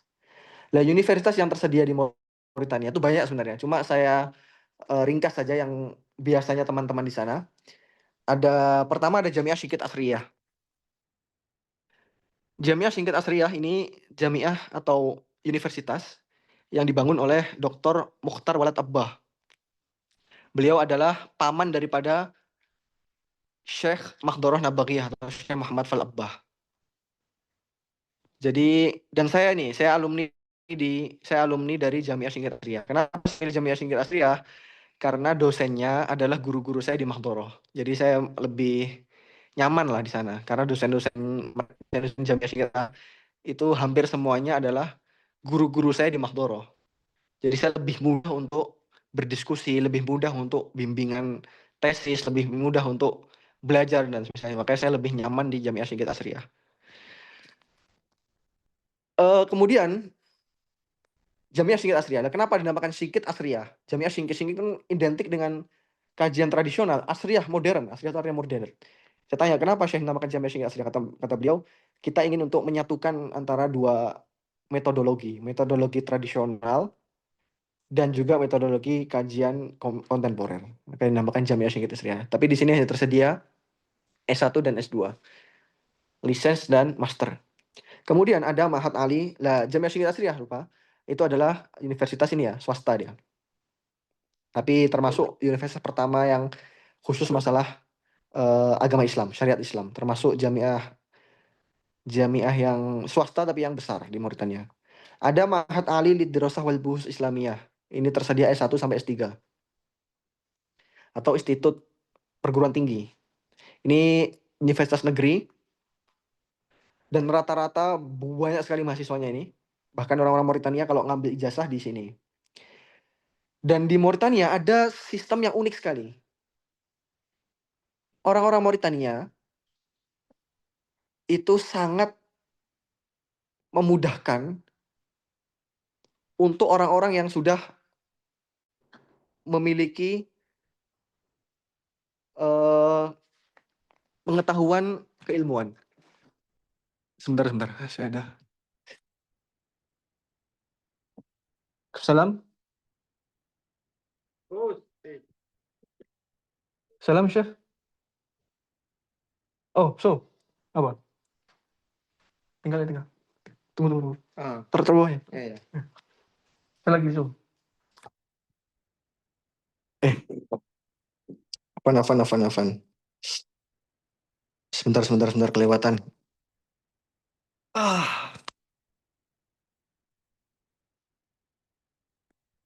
Mohon maaf tadi ada kawan untuk pintu. Ya, tadi sampai baik. Di Mauritania punya sistem yang sangat unik. Jadi untuk orang-orang yang sudah menyelesaikan pembelajaran di Mahdhoroh dan tidak pernah mengambil pembelajaran formal dari SD sampai SMA, mereka membuat namanya musabakoh. Musabakoh itu ya kita di tempat kita seleksi lah. Sangat-sangat ketat sekali. Qurannya harus lancar, kemudian hafalannya tuh berapa puluh kitab, kitab-kitab besar ya, bukan kitab-kitab jurumiyah tuh, kitab-kitab besar semua. Nah, ketika orang sudah selesai dari Mahdoroh dan tidak punya ijazah SD sampai SMA, ingin masuk ke universitas, tapi khusus di bidang agama ya, maka mereka akan ikut musabakoh. Nah, kuotanya nggak banyak, tuh hanya 100 deh, 100 setiap 100 kalau nggak salah. Setiap tahun ajaran tuh hanya 100. Nah, 100 orang dengan nilai tertinggi itu yang ikut ribuan tuh, bisa 2000 atau berapa. 100 orang dengan nilai tertinggi itu akan langsung masuk ke Mahat Ali, walaupun tidak memiliki ijazah SD sampai SMA. Tapi tesnya sangat-sangat ketat sekali. Ya, kemudian Syekh Hasan Dadu itu beliau ya, bukan Syekh Hasan Dadu. Syekh Muhammad Mahmud kalau antum semua tahu, ada di Bahrain sekarang. Muhammad Mahmud tuh beliau termasuk alumni Mahat Ali. Beliau termasuk yang lulus pertama musabakoh itu. Kemudian ada Jamiah Ulum Islamiyah. Ini terdiri dari S1 sampai S3, tapi ini jauh sekali ya. Ini ada di Layun. Semua universitas yang saya sebutkan ini berada di ibu kota, Nouakchott. Kecuali Jamiatul Ulum Islamiyah. Ini berada di Layun, daerah yang sangat jauh, tapi hijau. Dia daerah hijau. Kemudian ada Markas Takwinul Ulama. Ini sebenarnya bukan universitas ya. Markas Takwinul Ulama ini punya Syekh Hasan Dadu. Ini bukan universitas, tapi dia semacam perguruan tinggi. Semacam, bukan perguruan tinggi, dia semacam Mahdoroh, cuma dengan sistem yang lebih modern. Jadi tidak mengeluarkan jasa formal mereka. Tapi karena mereka punya sistem yang mirip dengan universitas, makanya saya masukkan di klasifikasi universitas. Ini miliknya Syekh Hasan Dadu, tapi masuknya ada tes di sini. Tesnya diantaranya hafal Quran, Quran harus lancar. Kalau nggak salah minimal 2 kiroat harus ini, atau 1 kiroat tapi lancar gitu. Kemudian harus hafal berapa mutun di antara alfiyah dan lain-lain tuh. Di sini diajarkan 52 ilmu, 52 fan keilmuan diajarkan di tempatnya Syekh Hasan Dadu ini. Kemudian kurang lebih kalau dari dasar sampai selesai itu 15 tahun di Takwinul Ulama. Itu jenjang pendidikannya. Kemudian ada Jamiah Nouakchott. Nah, ini jamiah termasuk jamiah negeri yang terbesar atau UI-nya Mauritania. Ini banyak sekali jurusan umum kedokteran ya di sini Jamiah Nouakchott. Ini tersedia S1 sampai S3. Dan di sini terdapat asrama gratis dan juga biaya kuliah gratis. Putra atau putri terdapat beasiswa, bukan beasiswa, terdapat pembebasan biaya kuliah dan juga asrama gratis di Jamiah Nouakchott. Ada lagi Jamiah Syekh Muhammad Alamin Asyiti. Itu juga berada di Nouakchott. Terus jamiah swasta juga tapi itu hanya terdapat S1 sampai S2 saja. Nah, ini kurang lebih universitas yang saya rangkum lah daripada beberapa universitas di Mauritania. Kemudian syarat pendaftaran, sebagaimana kita sudah mendengarkan tadi, kayak jelaskan lebih detail tadi, pembelajaran Mauritania ada 2 sistem. Ada sistem mulazamah mahdoroh, ada sistem kuliah. Untuk orang-orang yang hanya mau mulazamah, tidak mau kuliah, maka syaratnya cukup simpel. Yang pertama muwafaqah. Muwafaqah itu adalah surat penerimaan dari lembaga setempat. Jadi dari sini. Jadi kalau antum mau berangkat ke Mauritania, harus ada orang yang di sini yang mendaftarkan atau mengizinkan antum untuk belajar di mahdoroh tersebut. Misalnya di Nabagiyah. Harus ada orang Nabagiyah yang bilang kepada Syekh Bah, ini ada orang Indonesia dengan ini gini. Mau izin daftar di sini. Ketika beliau setujui, beliau akan perintahkan kepada kantor idaroh untuk mengeluarkan muwafaqah. Apa gunanya muwafaqah? Muwafaqah ini untuk mengurus visa. Jadi sebenarnya dahulu, 2 tahun yang lalu, Mauritania itu visanya on arrival. Jadi tidak perlu mengurus visa susah-susah. Dia cukup datang bandara, cap selesai. Tapi baru 2 tahun ini, dibuat visa online. Sangat-sangat susah. Kemarin teman saya ada ngurus visa tuh 8 kali atau 9 kali ditolak. Itu emang agak agak ribet visanya. Nah, setelah keluar muwafaqah nanti diterjemahkan, tersumpah dengan bahasa Inggris. Kemudian untuk keluar bandara Indonesia juga, karena itu merupakan surat penerimaan kita, dan juga digunakan untuk mengajukan visa. Nanti mungkin dibantu dengan teman-teman lah masalah visanya. Kemudian juga paspor yang aktif lebih daripada 6 bulan. Kemudian untuk kuliah, ini syaratnya lebih banyak lagi ya. Yang pertama ada paspor, sebagaimana umumnya luar negeri. Ada muwafaqah, muwafaqah ini juga surat penerimaan. Ada visa, kemudian terjemah bahasa Arab, ijazah, dan nilai tersumpah. Ini kalau S1 berarti ijazah SMA-nya. Kalau S2 berarti SMA, kemudian S1, dan juga S2. Ya S1, kemudian kalau S3 berarti SMA, S1, S2, S3. SMA, S1, S2. Itu diterjemahkan semua dengan terjemah tersumpah berbahasa Arab. Kemudian kita juga harus mengurus surat pengantar dari KBRI Maroko. Perlu diketahui Mauritania itu secara pengurusan itu masih di bawah pemerintahan Indonesia ya. Itu masih di bawah KBRI Maroko. Jadi untuk kuliah dan pengurusan administrasi itu masih berada di ruang lingkup pemerintahan KBRI Maroko. Jadi perlu kita minta surat pengantar dari KBRI Maroko. Nanti bisa diurus setelah sampai di sini atau bisa bisa menyampaikan dulu kepada pihak KBRI, dibantu teman-teman nanti untuk bisa memperjelas memudahkan. Kemudian ada legalisir dari Kementerian Pendidikan Tinggi Mauritania. Sebagian kampus mensyaratkan seperti ini. Jadi kita nanti datang kepada Wizara Ta'lim Ali atau legalisir pendidikan Kementerian Pendidikan Tinggi Mauritania untuk meminta stempel legalisir. Karena kata mereka, ini kalian bawa terjemahan dan saya nggak tahu ini terjemahan asli atau enggak walaupun tersumpah ya. Jadi kalian harus minta izin daripada kementerian. Jadi setelah izin baru kita diizinkan untuk mendaftarkan di kampus tersebut. Ya, sekarang selesai ya bahasan ini ya. Sekarang catatan yang penting. Yang pertama, pembelajaran di Mahdoroh sepenuhnya gratis. Jadi kita walaupun 10 tahun, 20 tahun, Syekh sama sekali tidak meminta uang sepeser pun. Jadi gratis, sangat-sangat gratis. Bahkan beberapa kali kita diberikan uang oleh para masyayikh lumayan nominalnya. Kemudian juga disediakan asrama bagi yang belum menikah. Bahkan ya, tapi saya tidak bisa menjamin ada teman-teman yang sebagian udah menikah diberikan rumah gratis oleh para masyayikh.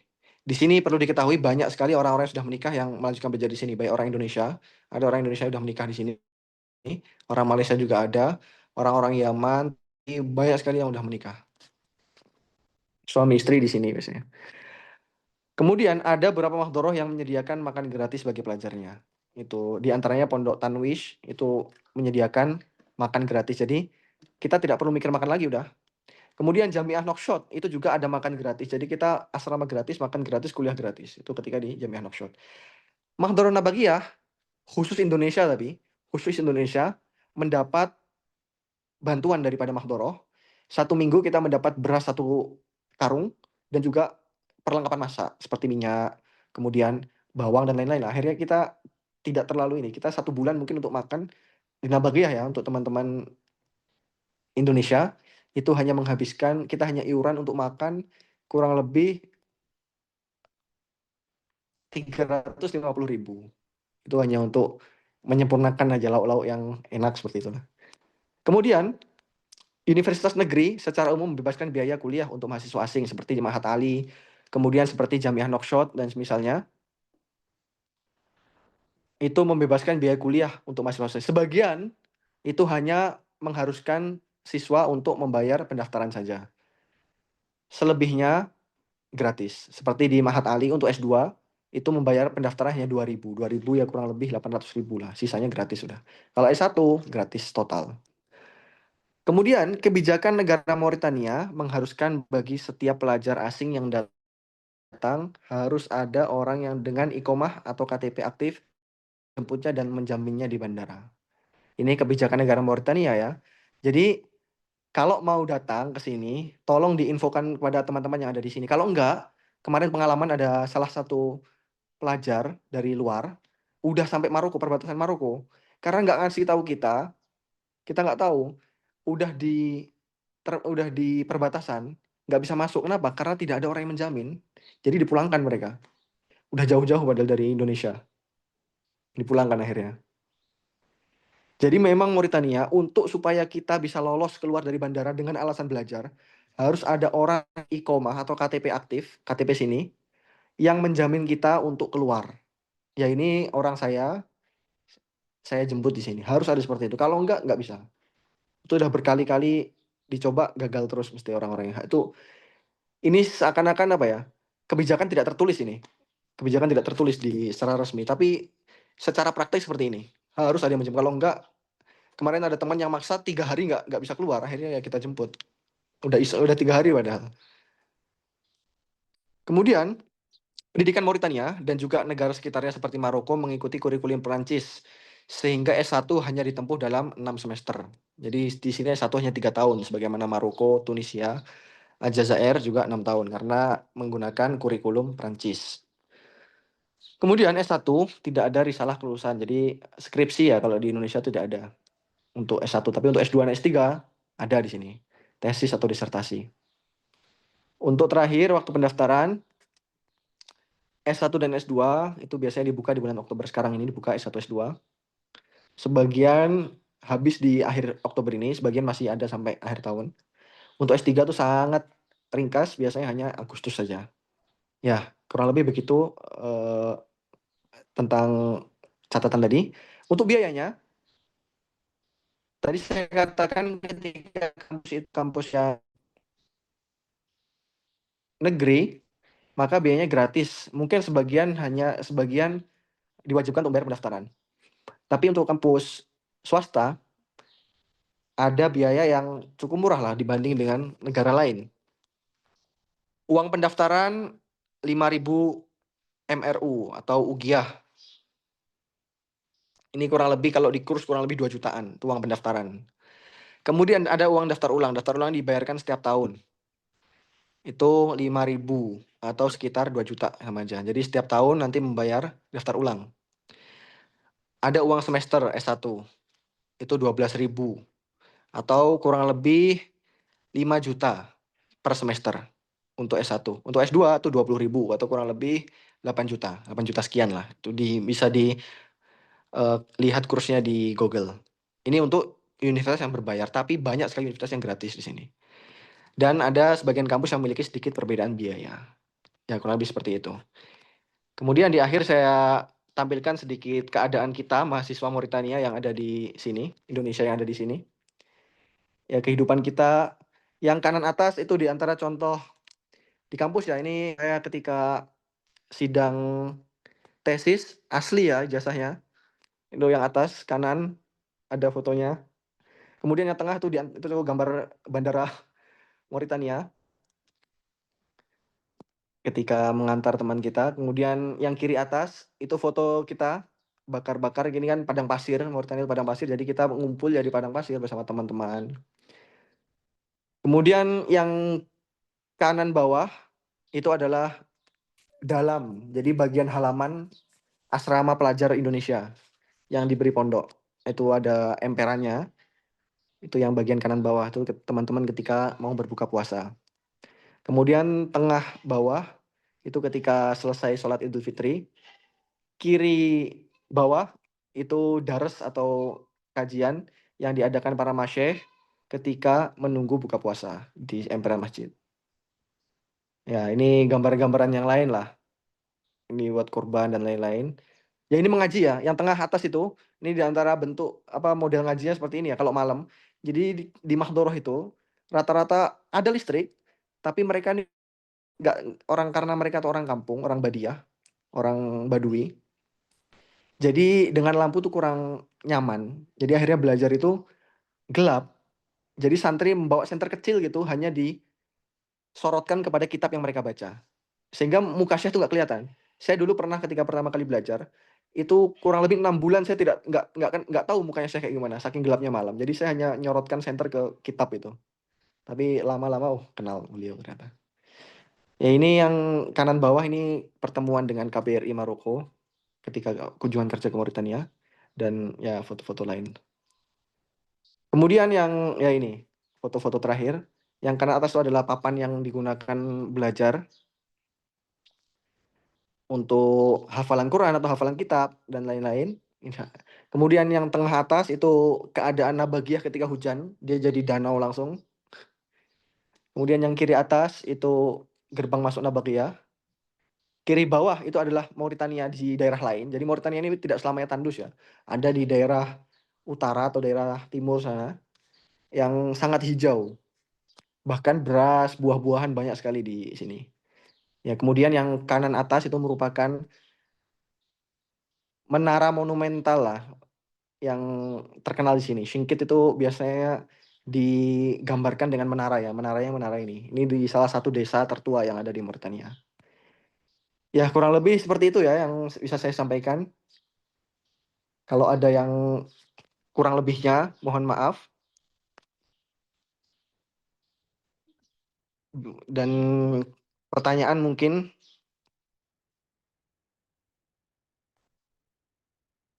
Baik, baik bisa saya kembalikan kepada Ustadz Rafif. Terima kasih Ustadz. oke, baik. Jazakallahu khairan kepada Ustadz Rehan atas Marhaba. penjelasannya yang sangat-sangat detail dan juga memang ini merupakan informasi yang penting ya bagi teman-teman semua, bagaimana kita kalau mau ke Mauritania itu niat awalnya atau niat belajarnya itu lebih dititik beratkan ke mahdhoroh dan jamiah itu sampingan, karena memang Betul sebagian Ustadz. kita itu jamiah itu utama, ngaji di pondok mahasiswa itu sampingan. Nah ini kebalik ini, mahdhorohnya itu utama dan untuk jamiah sampingan. Tapi Ustadz, sebelum kita membaca pertanyaan di kolom komentar, kita ada beberapa pertanyaan dari saya pribadi, Ustadz. Bagaimana dengan tolibat Ustadz di sana? Baik Ustadz. Tolibat yang belum menikah, dalam artian dia ingin lanjut S1, lulus SMA, S1 dan dia tolibat, ingin lanjut ke Mauritania. Apakah ada Ustadz?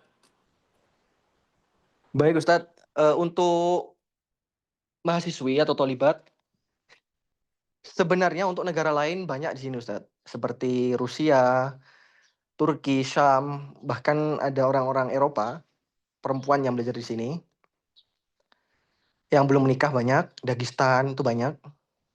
Tapi orang Indonesia belum ada. Dan kita belum berani sampai sekarang untuk membantu pemberangkatan. Karena ya resikonya lebih ini lagi loh Ustadz. Kita menyiapkan tempat dan semisalnya kita belum terbiasa. Jadi sebenarnya ada, cuma kayaknya kita belum ada pengalaman lebih dan sampai sekarang belum berani untuk membantu. Kalau untuk menyediakan informasi mungkin bisa, tapi untuk membantu semua keberangkatan sangat belum berani untuk sampai sekarang ini Ustadz. Ya begitu Ustadz.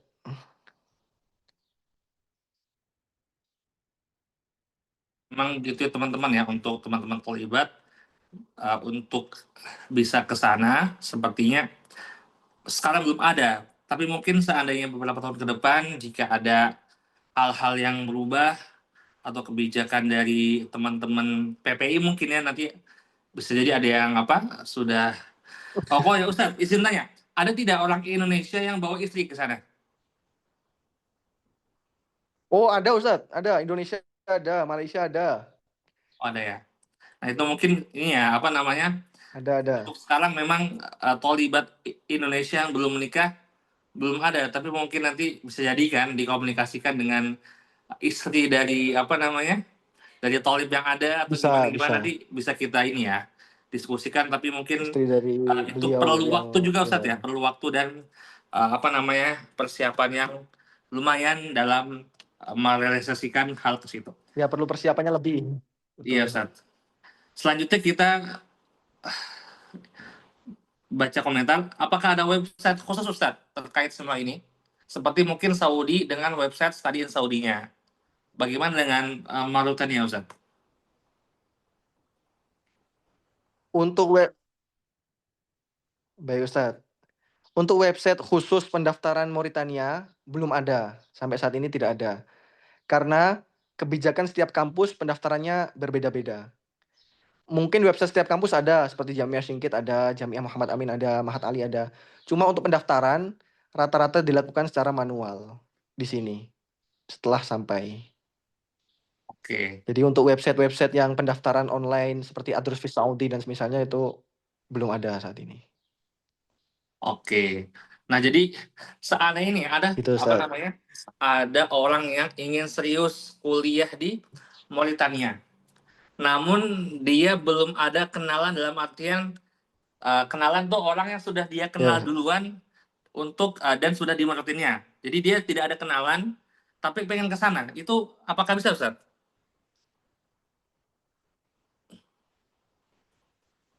Oh, alhamdulillah insya Allah bisa sekali Ustaz. Kemarin kurang lebih 2 tahun lalu atau 1 tahun lalu baru jalan secara serius ini, kita bentuk PPI untuk memudahkan teman-teman. Jadi biar seandainya ada orang yang mau ke sini, itu sudah saya sediakan WA di PPI ya, di bio-nya, itu tim humas kita. Jadi ketika ada mau nanya informasi apapun atau mau berangkat di sini, itu insya Allah bisa dibantu sama beliau. Jadi Oke, bisa chat Pak. PPI, akun PPI, atau kalau mau bertanya lebih detail di akun saya bisa juga di Instagram atau dimanapun lah, bebas. Aman, Ustaz. Sip. Baik, teman-teman ya, itu tadi poin pentingnya.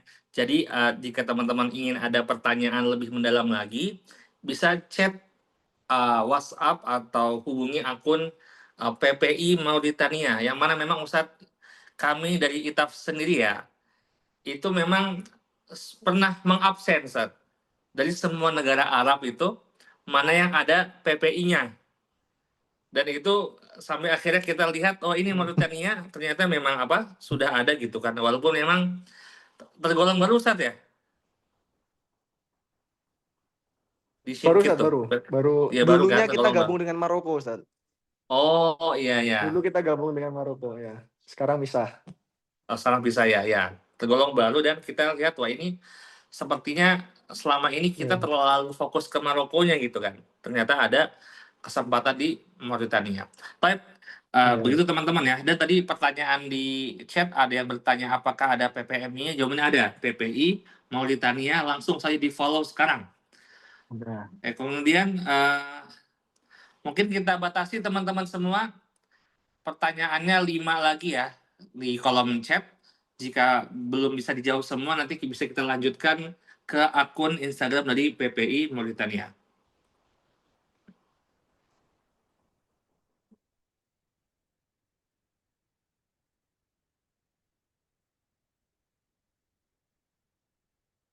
Oke Ustadz, terkait bahasa gitu, bagaimana penyampaian masyayikh di sana? Apakah Amiyah, Fusha, atau Darija gitu? Dan juga bagaimana adaptasi makanan dan lain sebagainya Ustadz? Apakah sulit Untuk atau bagaimana? Baik Ustaz, untuk pengajaran rata-rata dan hampir keseluruhan di Mauritania itu mengajar menggunakan bahasa Arab Fusha. Jadi menggunakan bahasa Arab yang fasih sekali. Walaupun ada sebagian masyaikh yang mengajar dengan menggunakan bahasa istilahnya amiyahnya sini disebut sebagaimana Hassani Ustaz, Hassani. Jadi Hassaniyah sebagian digunakan di Mahdoroh, tapi ketika audiensnya adalah orang-orang Mauritania. Tapi ketika ada orang Indonesia atau wafidin yang datang, pasti beliau langsung berubah menggunakan bahasa yang fusha. Itu untuk bahasanya seperti itu. Kalau untuk makanan, di sini alhamdulillah cukup dengan lidah Indonesia, Ustaz. Jadi ya ayam goreng ada, ayam bakar ada. Di sini nasi itu rata. Hampir di mana-mana mudah mencari nasi. Beda ketika dicontoh di Maroko, Ustaz. Kemarin saya waktu ziarah ke Maroko, itu susah sekali mencari nasi di luar. Oh Di sini ya, nasi alhamdulillah masih mudah. Dan teman-teman rata-rata masak sendiri kan, jadi ya menyesuaikan selera. oke, baik. Jazakallah khairan Ustaz. Sekarang kita berlanjut ke pertanyaan kedua ya. Uh, bagaimana tentang stabilitas politik dan keamanan di sana, Ustadz? Karena memang kita bisa melihat ada Libya gitu kan, yang mungkin tidak terlalu kondusif atau negara lainnya. Nah, bagaimana dengan Mauritania itu sendiri, Ustadz? Baik Ustaz, untuk politik dan keamanan di Mauritania sangat-sangat kondusif. Tidak ada perang, tidak ada pemberontakan, tidak ada apapun. Karena mungkin di sini masih sangat-sangat badiah ya orangnya, sangat-sangat tradisional. Jadi mereka kurang suka masalah ribut-ribut. Bahkan kemarin ketika ada kebijakan yang kurang enak seperti misalnya sempat kemarin internet dimatikan 2 minggu. Itu orang-orang ya biasa aja, ya udah kenapa emang gitu aja, nggak suka inilah, nggak suka mencari ribut. Itu untuk keamanannya. Untuk politiknya aman aja di sini Ustaz. Kemudian untuk keamanan di sini alhamdulillah lumayan kondusif. Tidak ada, jarang sekali kita untuk keamanan negara seperti itu Ustaz. Untuk keamanan pribadi seperti pencurian atau kan ada di sebagian negara yang kita ketahui lah, pelajar sering kehilangan ini, kehilangan ini. Di sini alhamdulillah sangat minimal Ustaz. Nggak ada, hampir tidak ada lah. Ada tuh mungkin karena kecerobohan orang-orang, tinggal rumah tidak dikunci seperti itu. Tapi kalau sudah diikhtiari lebih ini, hampir saya tidak menemukan aman di sini. Ya, baik, Ustadz Jazakallahu khairan. Karena memang dalam webinar ini saya pernah menemukan salah satu negara yang dimana asrama mahasiswa itu suka ada kemalingan dari akamsi sana, dan itu yang sengaja dikirimkan sebagai pencuri itu anak-anak kecil dan ibu-ibu gitu. Nah, itu memang apa namanya di Oh, sebuah Masya negara Allah. di Timteng lah yang tidak saya sebutkan. Baik, sekarang kita ke pertanyaan ketiga. Ini pertanyaan tentang Nabaghiyah dan alasan kementeriannya tidak kita bahas ya, karena sudah sangat jelas tadi di webinar. Kemudian kita cari pertanyaan berikutnya. Ustadz, apakah di sana ada kelas bahasa bagi yang belum bisa bahasa Arab? Kemudian mungkin itu saja, karena pertanyaan lainnya sudah dibahas ketika webinar. Apakah ada kelas bahasa, Ustadz, di sana?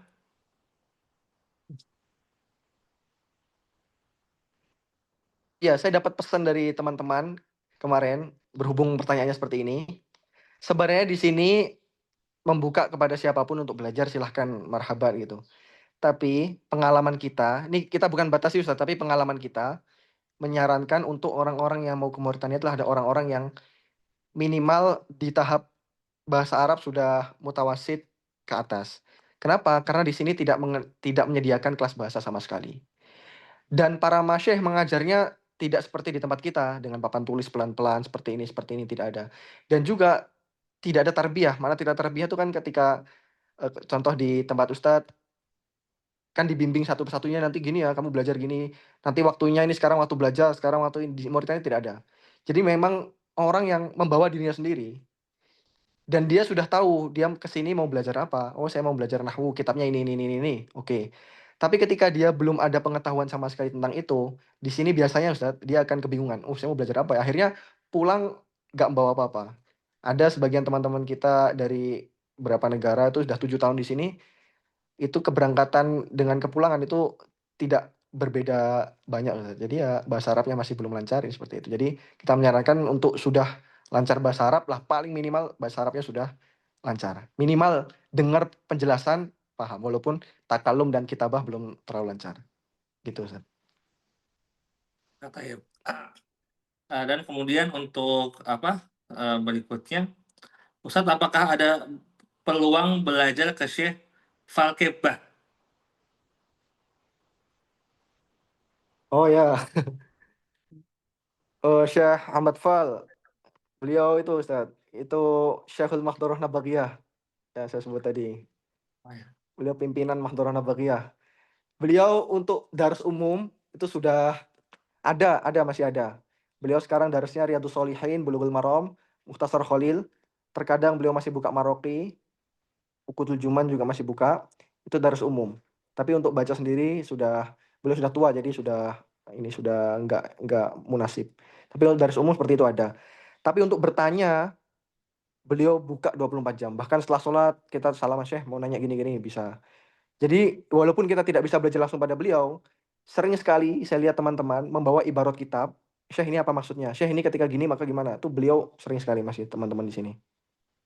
Apalagi terutama Oh, bertanya tentang fatwa Ustaz itu masih sangat-sangat mudah gitu. oke, baik. Nah, sekarang pertanyaan terakhir Ustaz ya. Ini ada yang raise hand dari Ahmad Fadli Ilahi. Tafadhol untuk bertanya. Ya, syukran jazakallah khair Ustaz. Assalamualaikum warahmatullahi wabarakatuh. Assalamualaikum. Ini bertanya Ustaz. Jadi tadi Waalaikumsalam kan warahmatullahi wabarakatuh. disampaikan kalau misalnya di Mahdhoroh itu kan tidak ada batas usia kan siapa aja bisa ikut belajar ya. Tapi misalnya ketika kita Betul. ingin di Mahdhoroh sekaligus di Jamiah nih, taruhlah S1. Apakah itu yang untuk Jamiah itu ada Iya, batas Ustaz. usia, ada batas ijazah atau tidak? Karena kan kalau tadi Ustadz bilang kan hampir mirip kayak di Maroko modelnya kan. Kalau Maroko kan ada pembatasan ijazah, Ya. misalnya maksimal berapa tahun, usia berapa tahun. Nah, kalau di Mauritania bagaimana, Ustaz? Nah, jazakallah khair, itu aja. Ustaz. Marhaba Ustaz. Baik, untuk saya jawab langsung Ahlan. ya. U- Untuk pembatasan ijazah usia di sini alhamdulillah tidak ada. Jadi walaupun antum di sini teman saya kelas S2 itu ada yang umurnya 52 tahun kalau nggak salah. Itu udah S1-nya udah lama banget selesai. Cuma karena dia belajar di sini sekalian mau sambung S2 sambung S2. Di sini sangat-sangat eh, memungkinkan lah ketika alasannya ijazah itu. Aman-aman, tidak ada batasan ijazah. Ya, syukran Ustaz, jazakallah khair. Assalamualaikum warahmatullahi Marhaban, wabarakatuh. marhaban. Waalaikumsalam warahmatullahi wabarakatuh. Assalamualaikum. Baik, besok lewat kepada Ustadz Fadil. Sebenarnya teman-teman masih banyak pertanyaan lagi ya. Namun saya perhatikan sebagian besar pertanyaannya sudah dibahas ketika webinar, jadi tidak kita tanyakan. Dan juga mungkin saya ingin Ustadz ya, koreksi kalau saya salah, ingin menggambarkan kepada Iya, teman-teman Ustaz. tentang sistem Nahdlatul itu. Jadi memang ketika ada seorang syekh membuka kajian, ya misalnya kita Riyadhus Shalihin gitu kan. Nah, ketika beliau sudah memulai dari tengah, ya kita harus ikut sesuai yang beliau sampai mana, Ustaz kan? Nggak bisa kita tiba-tiba syekh ulang dari awal gitu. Jadi ini kembali ke kita bagaimana mencari-cari mana nih kitab yang masih di awal, mana yang ini untuk kita menyesuaikan dengan kajian-kajian yang kita ingin ikuti. Apakah benar itu, Ustaz? Izin koreksi Ustadz ya. Oh ya, tafadhol. Untuk pembelajaran di Mahdhoroh, untuk sistem seperti itu, Ustadz. Jadi misalnya di sini ada yang baca Riyadhus Shalihin ya. Ini dalam artian darus normal ya Ustadz, bukan darus khusus seperti Syekh Bah tadi atau Syekh Hasan Ahmad Al-Khadim ya. Darus yang umumnya masyaikh. Jadi ketika ada orang membaca Riyadhus Shalihin misalnya udah sampai pertengahan, kita membaca Riyadhus Shalihin dari awal, belum marhaba, yang penting kuota santrinya masih ada. Biasanya belum batasin ya satu satu waktu 7 orang atau berapa orang doang. Bahkan ada di halaqah saya, Syekh Said, itu membaca Maraqis Su'ud kitab usul fikih Ustaz Alfiyah usul fikih. Itu orang pertama itu nadom sampai nadom 60, orang kedua nadom 30. Beliau nggak suruh gabung. Ayo baca sendiri gitu. Jadi memang punya waktu sendiri-sendiri mereka, asalkan masih ada waktu yang diberikan Syekh. Tapi ketika Syekh-Syekh yang sudah ma'ruf, yang sudah tua, maknanya tidak bisa mengajar penuh lagi, ya gitu. Jadi darasnya kayak umum aja udah, ya udah Shalihin dari awal, nggak ada yang privat nggak ada Ustaz. Jadi ya daras-daras seperti yang antum katakan seperti itu. Barakallahu fiik, Itu Ustaz Ustaz. ya. Jadi memang ternyata ada juga yang bisa custom, Ustaz ya. Ada yang bisa custom dan juga ada Mayoritas masyaikh bisa yang custom Ustaz malah. apa? Mayoritas bahkan hampir keseluruhan bisa custom, kecuali ya Oh, masing-masing jadi yang udah kibar gitu loh, udah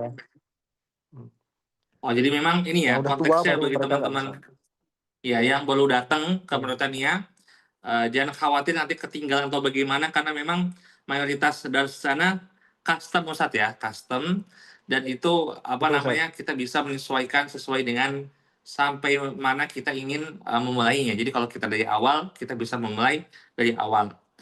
Baik, Ustadz, Bisa, jazakumullah Ustaz. khairan atas informasinya yang sangat-sangat bermanfaat ini. Dan kita Alhamdulillah. dorong ya kepada teman-teman bagi yang belum mengenal Mauritania, ini merupakan destinasi tempat belajar yang tanda kutip jarang dibahas di tongkrongan bahasanya lah gitu ya. Di tongkrongan anak-anak beberapa pesantren atau banyak pesantren yang jarang membahasnya. Padahal kalau kita melihat secara kualitas, secara biaya bahkan itu, secara biaya ini sangat terjangkau ya, banyak beasiswanya dan lain sebagainya. Maka dari itu jangan sampai kesempatan informasi yang sangat bermanfaat ini disiakan oleh teman-teman semua. Terakhir Ustadz, kedepannya seandainya ada ini Ustadz simulasi. Saya ingin pergi ke Mauritania. Baik, Ustaz. Berarti saya tidak harus menunggu kapan jamnya itu buka, ya gitu kan. Yang penting kita ke Mahdhoroh dulu. Ya, ketika di Mahdhoroh sambil nunggu kapan jamnya buka. Apa kira seperti itu, Ustaz? Betul, Ustaz. Ya. Betul, Ustaz, bisa. Bisa seperti itu. Oke, jadi teman-teman gitu ya. Jadi yang tanya kapan bukanya. Nah, ini kan kita Mahdhoroh base gitu ya. Ya kita belajar lebih ke Mahdhorohnya gitu. Kalau kampusnya nanti bisa mengikuti kapan di sana nanti ketika membuka pendaftaran. Taib, jazakallah khairan Ustaz. Dan terakhir sebelum kita tutup nih, ini paling terakhir bukan pertanyaan ya. Lebih ke closing statement atau pesan-pesan terakhir yang ingin Ustaz sampaikan kepada teman-teman semua yang hadir pada kesempatan malam hari ini. Tafadhol Ustaz. Baik. Terima kasih Ustaz waktunya yang diberikan. Mungkin yang saya sampaikan di terakhir ini sesuai dengan apa yang sudah saya dapatkan selama di Mauritania. Sebagaimana pesan guru-guru saya juga selama di sini, selagi di Halaqoh, beliau bilang, jangan sampai berhenti belajar. Jangan pernah merasa cukup dengan ilmu. Jangan berhenti belajar. Ketika kita berhenti belajar, maka di situ letak kegagalan kita sebagai thalibul ilm. Bahkan di sini dulu ada teman kita baru banget. Tapi karena dia terkenal banget kiroahnya, guru Nabagiyah, Ustaz, masyayikh tua, datang ke dia, teman kita sendiri, untuk setoran Quran. Padahal itu udah alim-alimnya orang. Ya saya rasa, Insya Allah langsung saya terenyuh. Saya nggak mau berhenti belajar. Kepada siapapun saya akan terus belajar. Dan semata-mata karena Allah. Nggak ada karena pengen dapat gelar ini atau pengen dapat kekayaan. Nggak, pokoknya belajar lillahi ta'ala. Itu yang saya dapat dari Mauritania, Ustaz. Wah, barakallahu fikum Terima Ustaz. kasih. Itu merupakan pesan dari Ustadz Rehan yang sangat dalam bagi kita semua. Yang semoga teman-teman semua bisa mengambil ibroh dari apa yang disampaikan dan juga bisa lebih semangat lagi dalam belajar gitu ya. Jadi melihat ada orang usia 52 tahun atau lebih yang belajar di sana, yang tidak melihat usia, namun tetap terus memiliki semangat untuk belajar. Apalagi teman-teman semua yang hadir pada kesempatan malam hari ini, mayoritas masih di usia-usia produktif, yang mana masih banyak kesempatan bagi kita untuk fokus dalam melanjutkan studi kita ke depannya. Baik, untuk nanti ini insya Allah besok akan kita upload di YouTube ya untuk rekamannya. Kami ucapkan jazakallah khairan kepada Ustadz Fadil Raihan atas waktunya, atas dedikasinya pada kesempatan malam hari ini. Semoga ilmu yang disampaikan dan juga informasi yang disampaikan bermanfaat bagi teman-teman semua dan juga bisa menjadi pahala jariah bagi Ustadz yang menyampaikan. Kita tutup pertemuan kita dengan hamdalah dan kafaratul majlis. Alhamdulillah alamin subhanallah asyhadu an la ilaha illa anta astaghfiruka wa atubu ilaik. Khairul kalam. Assalamualaikum warahmatullahi taala wabarakatuh. Waalaikumsalam. Waalaikumsalam warahmatullahi wabarakatuh. Jazakallah khairan Ustaz. Barakallahu fiik. Jazakumullah